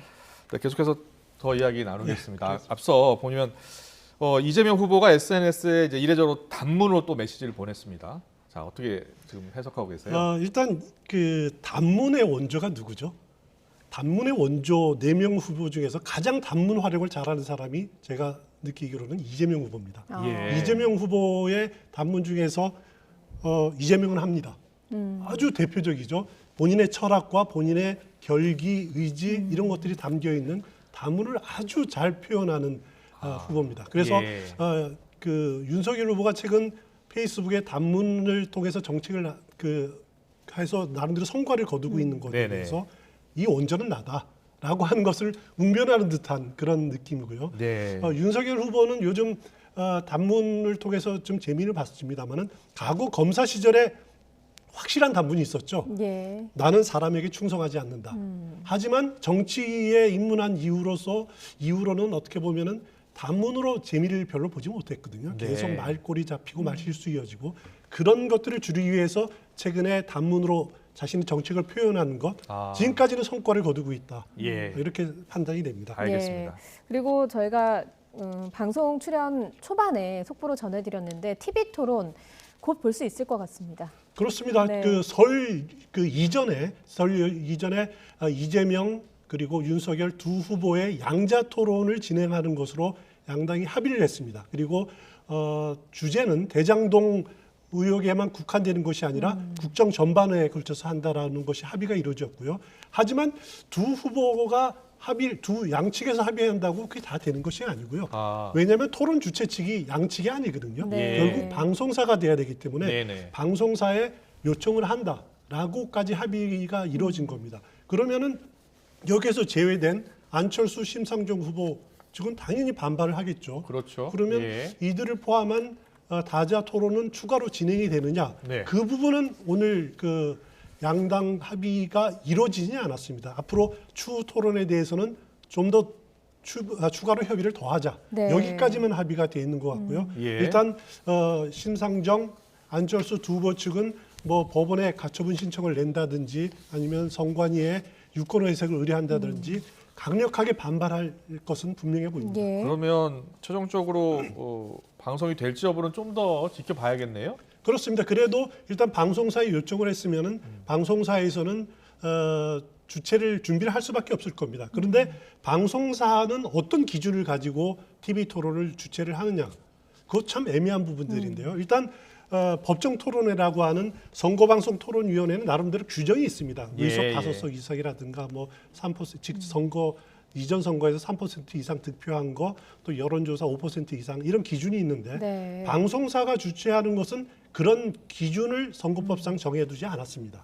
단 방송사가 공정한 기준을 마련해서 하면 되도록 선거방송 심의 규정에 이렇게 돼 있기 때문에 만약에 방송사에서 원내 교섭단체를 구성한 정당의 후보들끼리 한다라고 하면은 그런 문제가 되지 않는 부분들이거든요. 그렇군요. 그렇기 때문에 그런 부분까지 방송사에서 위험 감수를 할 건가? 그 부분은 아직 좀 불투명한 상황입니다. 그렇군요. 지금 뭐 안철수 후보 측에서는 강하게 반발하고 있습니다. 저렇게 기습적으로 양당 후보만 TV 토론을 추진한다는 것은 두 당이 힘을 합쳐 안 후보의 상승 기류를 막겠다는 것 아니냐 이렇게 하면서 반발을 하고 있어요. 반발의 강도는 더 강해질 것 같습니다. 그렇습니다. 네, 두 후보 모두 이재명, 윤석열, 뭐 안철수 후보도 그렇지만 설 연휴 전에 지지율을 끌어올려야 된다라는 데는 사실은 둘 다 공통점이거든요. 그렇습니다. 네, 지금의 전국 지표조사 추이를 보면 좀 어떻습니까? 오늘 목요일이기 때문에 전국 지표조사 결과가 나왔는데 지난주와 큰 차이가 없었습니다. 다자 대결을 보면은 이재명 후보 37%, 윤석열 후보 28%. 이재명 후보가 1%포인트 오른 것 말고는 윤석열 후보는 동일했습니다. 안철수 후보는 2%포인트 올라서 14%, 심상정 후보 3%. 다자대결 구도는 지난주와는 별 다른 것이 없는 것이 전국 지표조사 결과인데 이 조사를 보니까 눈에 띄는 것이 20대 대선에 대해서 어떤 인식을 가지고 있느냐를 물었더니만은 국정 안정론을 지지하느냐, 국정 심판론을 지지하느냐. 지난주에는 국정 안정론이 더 우세했습니다만은 오늘 이번 조사에서는 국정 심판론이 3% 포인트까지 더 역전하는 그런 여론조사 결과가 나왔습니다. 예. 알겠습니다. 지금 심상정 정의당 대선 후보 어제 저녁부터 일정을 모두 중단하고 지금 연락이 지금 두절된 상황인데요. 전화기도 지금 꺼놓은 상황이라고 합니다. 어제 심상정 후보의 발언 그리고 오늘 여영국 정의당 대표의 발언을 차례로 듣고 오겠습니다. 기본적으로 정권 교체와 시대 변화에 대한 열망, 그것이 지금 현재 그런 민심이 움직이고 있다고 생각하는데, 그럼에도 불구하고 제가 그 대안으로서 국민들께 아직 믿음을 드리고 있지 못하다, 그렇게 생각합니다. 그래서 뭐 답답하고 또 많은 고민이 됩니다. 곧 여러모로 성찰의 결과를 국민들께 말씀을 드리겠습니다.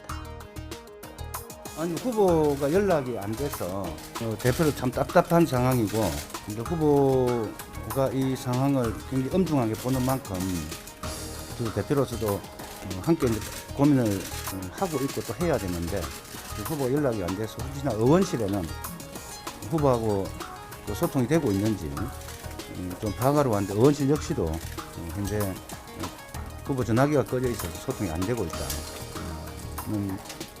이거 좀 확인을 좀 했고요. 그런데 어떤 판단을 하시더라도 저희 당은 후보의 판단을 존중하려고 합니다. 그동안 후보께서 이번 대선 출마가 자신의 마지막 소임이라고 몇 번을 말씀을 좀 하셨습니다. 뭐 그런 점에서 저는 심상정 후보를 믿습니다.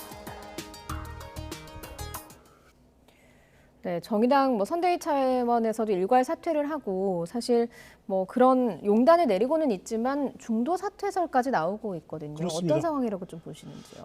심상정 후보가 어떤 결심을 할지는 잘 모르겠습니다. 솔직히 잘 모르겠습니다. 고민이 굉장히 깊어질 것 같은데, 지난 대선에서 심상정 후보가 6.17%를 얻었는데 지금 2%, 3%밖에 못 얻는다는 것은 본인한테도 충격이고, 또 문제는 반전의 계기가 잘 마련되지 않는다는 겁니다.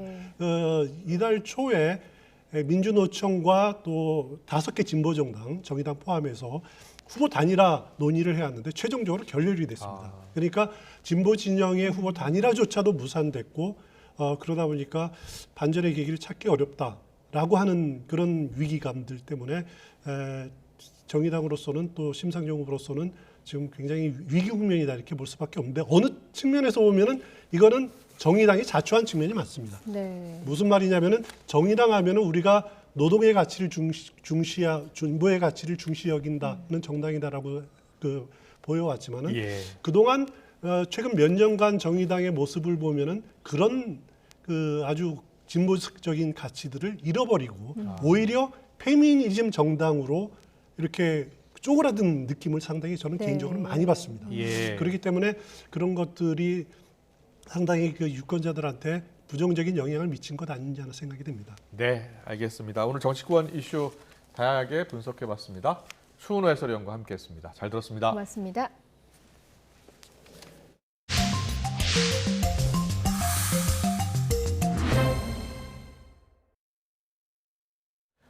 지난해 4월 평택항에서 컨테이너에 깔려 숨진 고 이선호 씨 사건 관계자들에 대해서 법원이 징역형과 금고형의 집행유예를 선고했습니다. 재판부는 안전한 작업 환경을 위한 의무를 다하지 않은 책임이 크다고 지적하면서도 중대재해처벌법 시행 전에 발생한 사고인 점을 고려했다고 했습니다. 취재기자 연결합니다.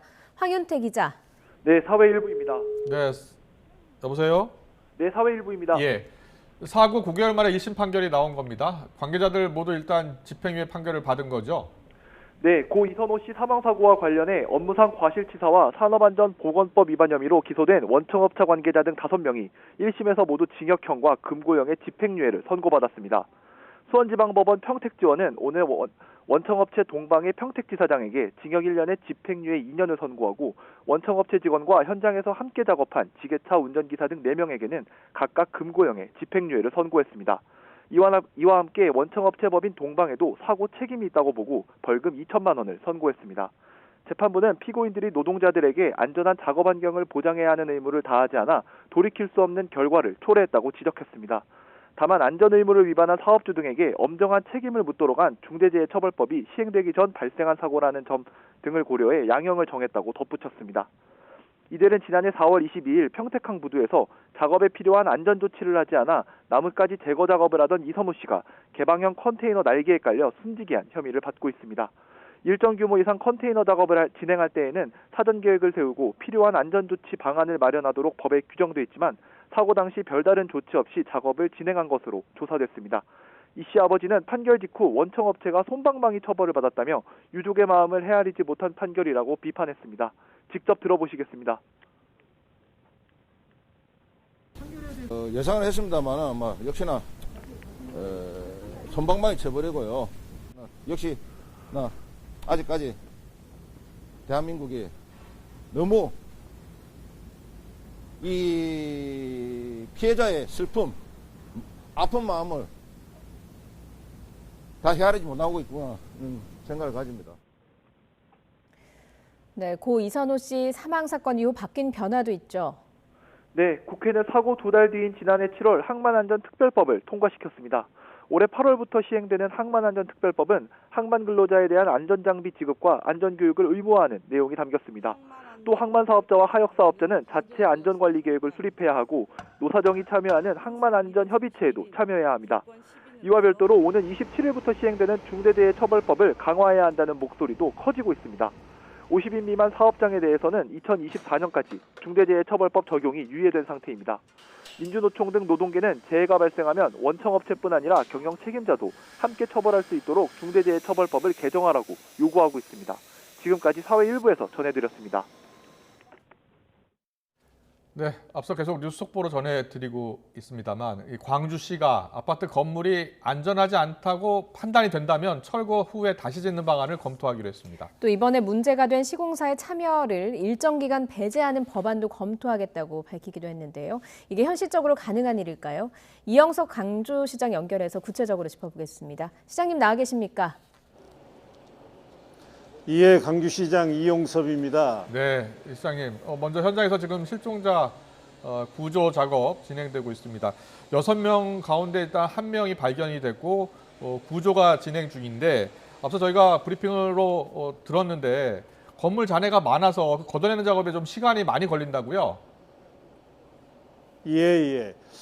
오늘 11시 14분에 한 명의 실종자가 발견이 됐습니다만 지금 철근 콘크리트 밑에서 발견이 됐기 때문에 지금 중장비를 동원해 가지고 해체 작업을 진행하고 있고 나머지 5분에 대해서도 지금 상당히 속도감 있게 수색 작업을 펼치고 있습니다. 네, 시장님 지금 현장에 계신 모습으로 보이는데요. 실종자 가족들도 주변에 있고 지금 어떻습니까? 현장 상황은 좀 분위기가 어떻습니까?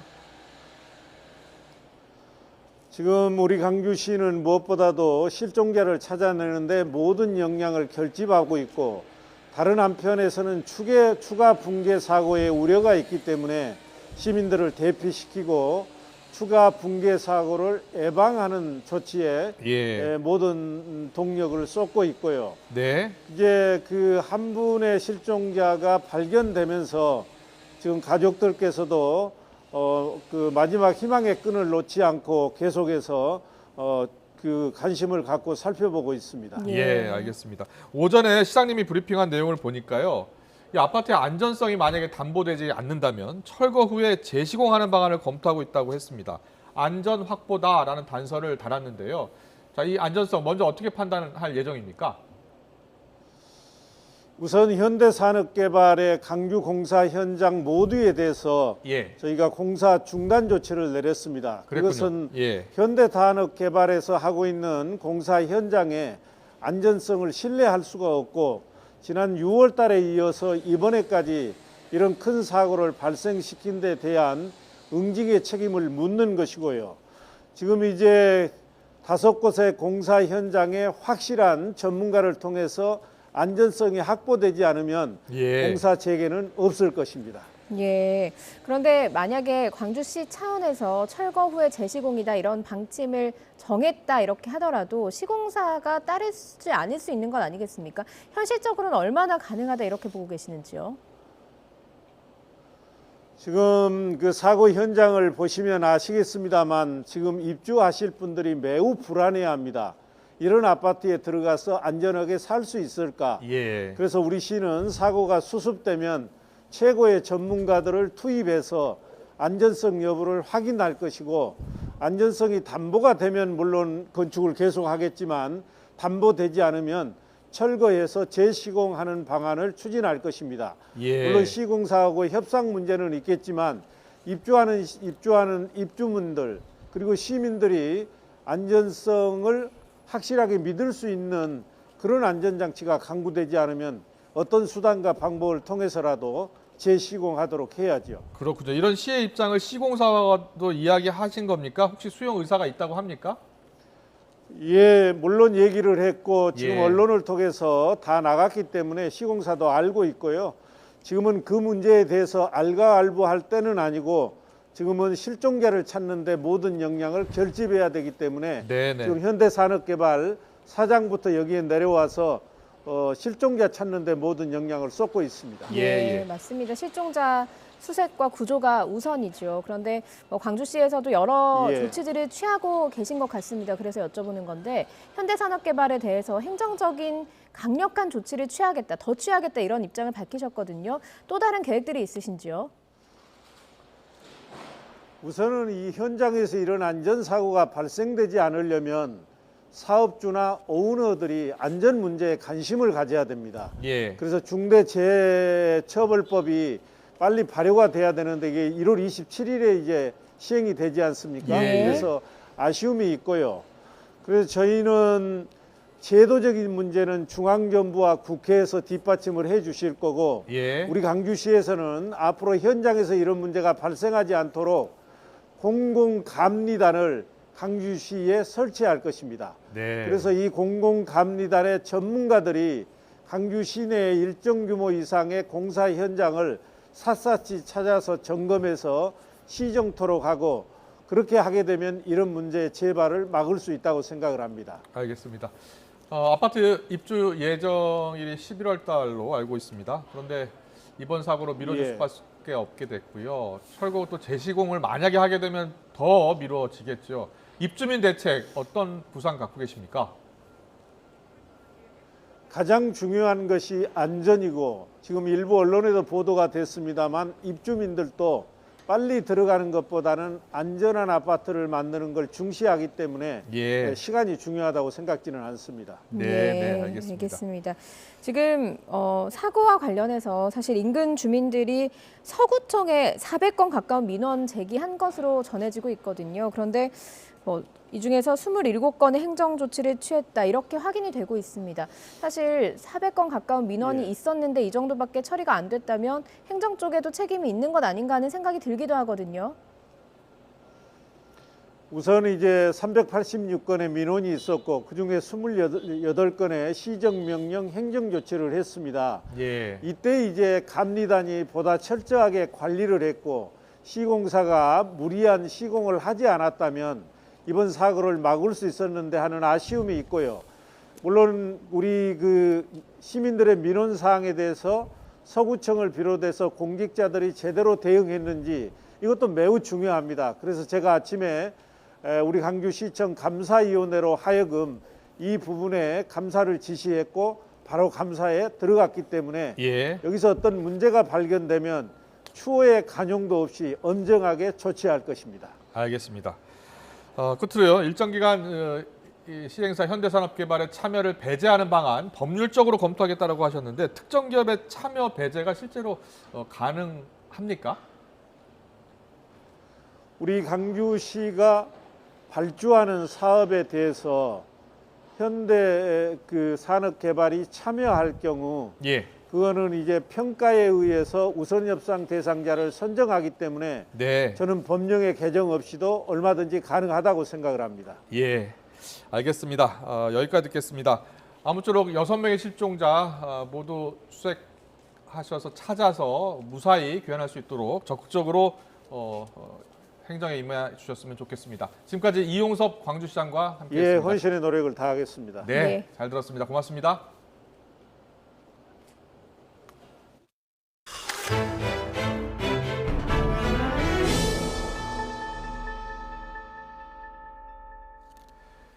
2,200억 원대의 회사 돈을 빼돌린 오스템 임플란트 직원 이모 씨. NC 소프트라는 회사에 투자를 했다가 500억 원가량의 주식 투자 손실을 본 것으로 확인됐습니다. YTN 취재 결과 이런 방식으로 사고 팔기를 반복한 주식 매수액만 모두 1조 2천억 원이 넘는데 이 씨는 손실이 커지자 도주를 결심한 것으로 경찰은 보고 있습니다. 박기환 기자의 단독 보도입니다. 오스템 임플란트 직원 이모 씨는 빼돌린 회사 돈 2,215억 원을 100% 주식 투자에 쏟아부었습니다. 이 씨는 1,400억 원어치 주식을 매수한 동진 세미캠의 주가가 지지부진하자 NC소프트 주식으로 눈길을 돌렸습니다. 지난해 11월 11일 NC소프트가 호재를 타고 상한가를 찍었는데 이 씨도 이때 70만 주를 사들였습니다. 적어도 4천억 원이 넘는 액수입니다. 이 씨는 동진 세미캠 주식을 담보로 대출을 받아 이 가운데 일부를 증거금으로 낸 뒤 4천억 원대 고위험 투자에 뛰어든 것으로 보입니다. 당일 20만 주를 바로 되팔았지만 이후 주가가 떨어지자 며칠 뒤 가지고 있던 50만 주까지 모두 팔아치웠습니다.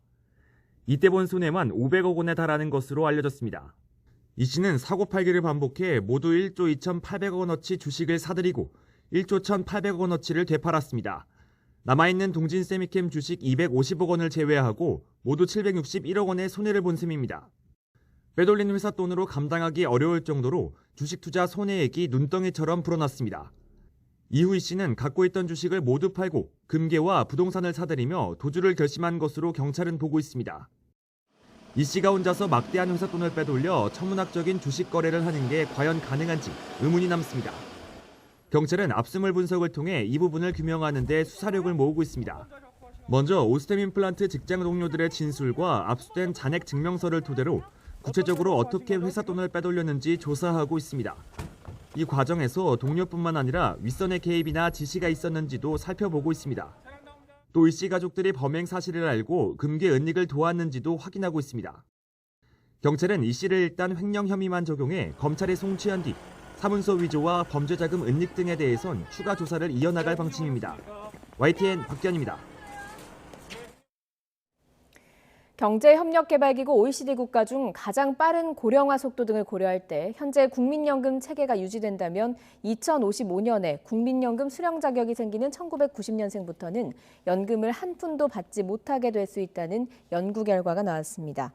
한국경제연구원이 OECD와 통계청의 데이터 등을 분석해 작성한 보고서를 보면 2020년 기준 한국의 노인 빈곤율은 미국 등 주요 5개국 평균인 14.4%에 약 3배인 40.4%로 OECD 37개국 중 1위고 특히 한국은 G5와는 달리 노후 소득의 절반 이상인 52%를 근로소득에 의지하고 있습니다. 한경연은 현재 국민연금 체계를 유지할 경우 2055년에 국민연금 수령 자격이 생기는 1990년생부터 국민연금을 한 푼도 받지 못하게 될 수 있고 현 체제로 지급하려면 보험료율 급등으로 미래 세대가 과도한 부담을 떠안아야 한다고 지적했습니다. 북한의 잇따른 탄도미사일 발사에 미국이 제재 카드를 꺼내 들었습니다. 미국 재무부는 탄도미사일 프로그램 개발에 관여한 북한인 6명 등을 제재 대상에 올렸다고 발표했고 국무부도 모든 적절한 수단을 활용하겠다고 했습니다. 김진호 기자입니다. 미 재무부 해외자산통제실은 북한 대량 살상 무기와 탄도미사일 프로그램 개발에 관여한 북한 국적 6명과 러시아인 1명, 러시아 단체 한 곳을 제재 대상에 올렸다고 발표했습니다. 특히 제재 대상에는 북한 국방과학원 소속이 다수 포함됐습니다. 국방과학원은 북한의 국방 관련 연구와 첨단 무기 개발을 주도하는 핵심 기관으로 한국의 국방과학연구소와 비슷한 역할을 하고 있습니다. 지난 5일과 11일 탄도미사일 시험 발사 역시 국방과학원이 주관했습니다. 재무부의 제재 대상에 오르면 미국 내에 있는 자산이 동결되고 이들과 거래하는 것이 금지됩니다. 북한과의 대화에 방점을 찍어왔던 바이든 행정부가 북한의 연이은 미사일 발사에 처음으로 제재를 가하며 대응 수준을 끌어올린 겁니다. We continue to enact measures that put constraints on these WMD and ballistic missile programs that hold proliferators and other bad actors. 프라이스 국무부 대변인은 유엔과 미국의 대북 제재가 계속될 것이라며 모든 회원국의 제재 이행을 촉구했습니다. 토니 블링컨 국무장관도 별도 성명을 내고 이번 제재가 북한에 대한 경고 조치임을 분명히 했습니다. 다만 대북 대화와 외교 모색에 전념하겠다는 점도 강조했습니다. 북한과 미국이 대화의 실마리를 찾지 못하고 있는 가운데 바이든 정부의 첫 대북 제재가 북미 관계에 어떤 영향을 미칠지 주목됩니다. YTN 김진호입니다. 통일부는 이 같은 미국의 신규 대북 제재와 관련해서 직접 논평을 피하면서 북한을 향해 추가적인 미사일 발사 등과 같은 상황 악화 조치를 말고 대화 촉구 노력에 호응하라고 밝혔습니다. 통일부 당국자는 미국의 신규 자체 대북 제재에 대해선 미국 정부가 자국법에 따라 취한 조치라서 특별히 논평할 사안은 없다면서 미국 측의 기존 입장이 반영된 조치로 본다고 말했습니다.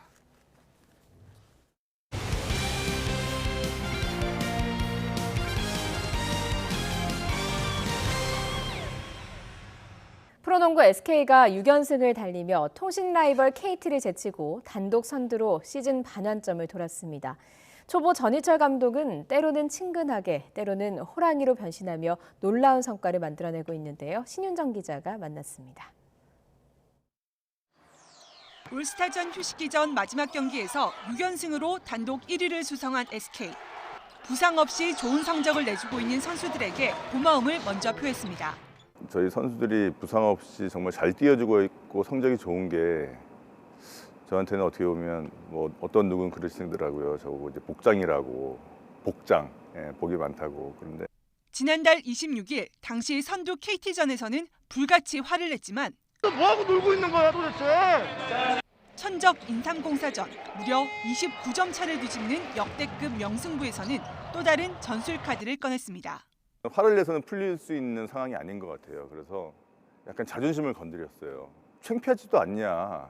초보 사령탑 첫해 반환점을 돈 상황에서 가장 중요한 건 선수단의 기운. 당근을 줄 것인지 채찍을 줄 것인지 이때는 선수들이 어떻게 분위기를 끌어올려가지? 그게 경기에서는 굉장히 중요한 거를 차지하는 것 같아요. 스타 선수와 코치 10년을 거친 준비된 지도자지만 감독 역할이 가장 힘듭니다. 꿀맛 같은 일주일 올스타전 휴식, 집에서 쉬며 스트레스를 잠시 내려놓을 계획입니다. 저 진짜 그냥 집에 있는 거 되게 좋아해요. 컴퓨터를 굉장히 그러니까 컴퓨터 게임을 좋아하는 것도 있는, 게임을 좋아하는데 신중하게 6강을 첫 목표로 잡았지만 이제는 통합 우승을 바라봅니다. 지금 상황에선 당연히 우승해야죠. 하지만 올해는 꼭 통합 우승 한번 하기 위해서 달려가 보겠습니다. 한 번도 생각해 보지 않았다는 우승 공약은 소문난 애주가 다웠습니다. 그냥 술 한잔 시원하게 쏠게요. 팬들한테. 버스 대절해서 저기 동해안 가서 방파제에서 깔아서 먹고. YTN 신윤정입니다. 바르셀로나 유스팀 출신인 백승호와 이승우가 올 시즌 K리그 첫 경기부터 격돌합니다. 한국 프로축구연맹은 다음 달 19일 오후 2시 K리그 최초 5연패를 일군 전북과 승격팀 돌풍의 주인공 수원FC가 공식 개막전에서 맞붙는다고 발표했습니다. K리그 최고 라이벌 전북과 울산은 3월 6일 전주에서 만나고 울산과 포항의 동해안 더비는 3월 20일, 서울과 수원의 슈퍼매치는 4월 10일에 열립니다.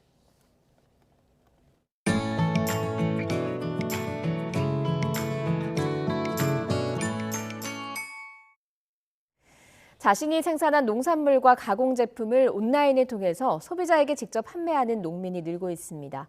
코로나19가 길어지면서 비대면 방식의 쇼핑이 늘어난 것도 영향을 끼쳤는데요. 농가의 매출이 늘고 소비자들의 반응도 좋습니다. 김학무 기자입니다.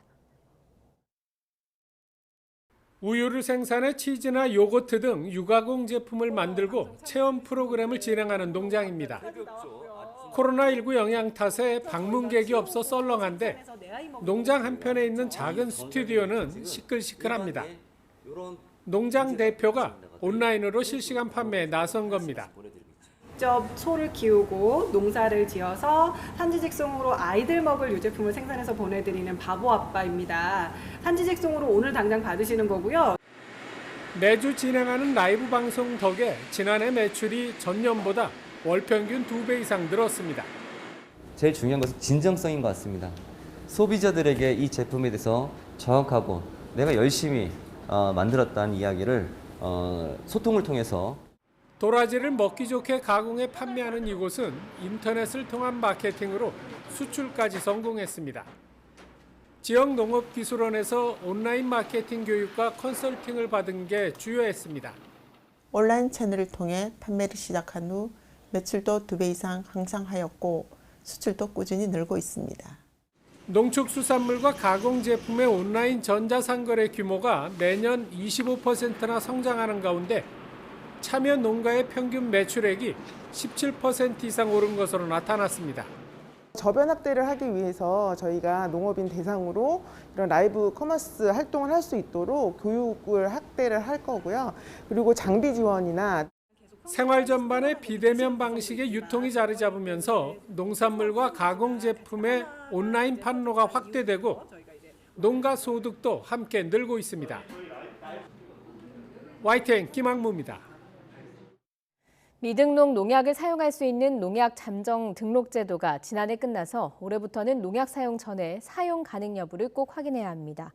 농약 잠정 등록 제도는 2019년 농약의 허용 기준이 강화된 이후 정부가 지난해 말까지 미등록 농약을 한시적으로 쓸 수 있도록 한 제도로 정부는 지난 3년간 잠정 등록 농약의 정신 등록을 추진해서 총 5,600여 개 중 4,900여 개 등록을 마쳤습니다.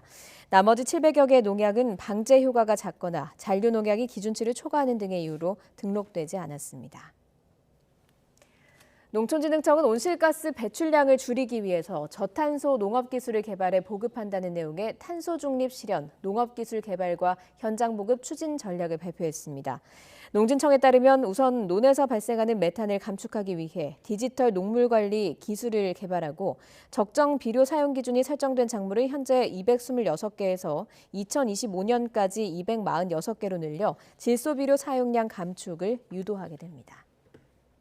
오늘 중부와 영남 지역은 추위 속에 대체로 맑은 하늘이 이어졌지만 호남과 제주도에는 계속 눈이 내리고 있습니다. 이 눈은 내일 새벽에 모두 잦아들 것으로 보이는데요. 그 사이 제주 산간과 울릉도 독도에 최고 8cm, 호남 서부와 제주도에는 1에서 5cm의 눈이 더 내리겠습니다. 밤사이 눈이 그친 뒤 내일 낮부터는 전국적으로 맑은 하늘 펼쳐지겠습니다.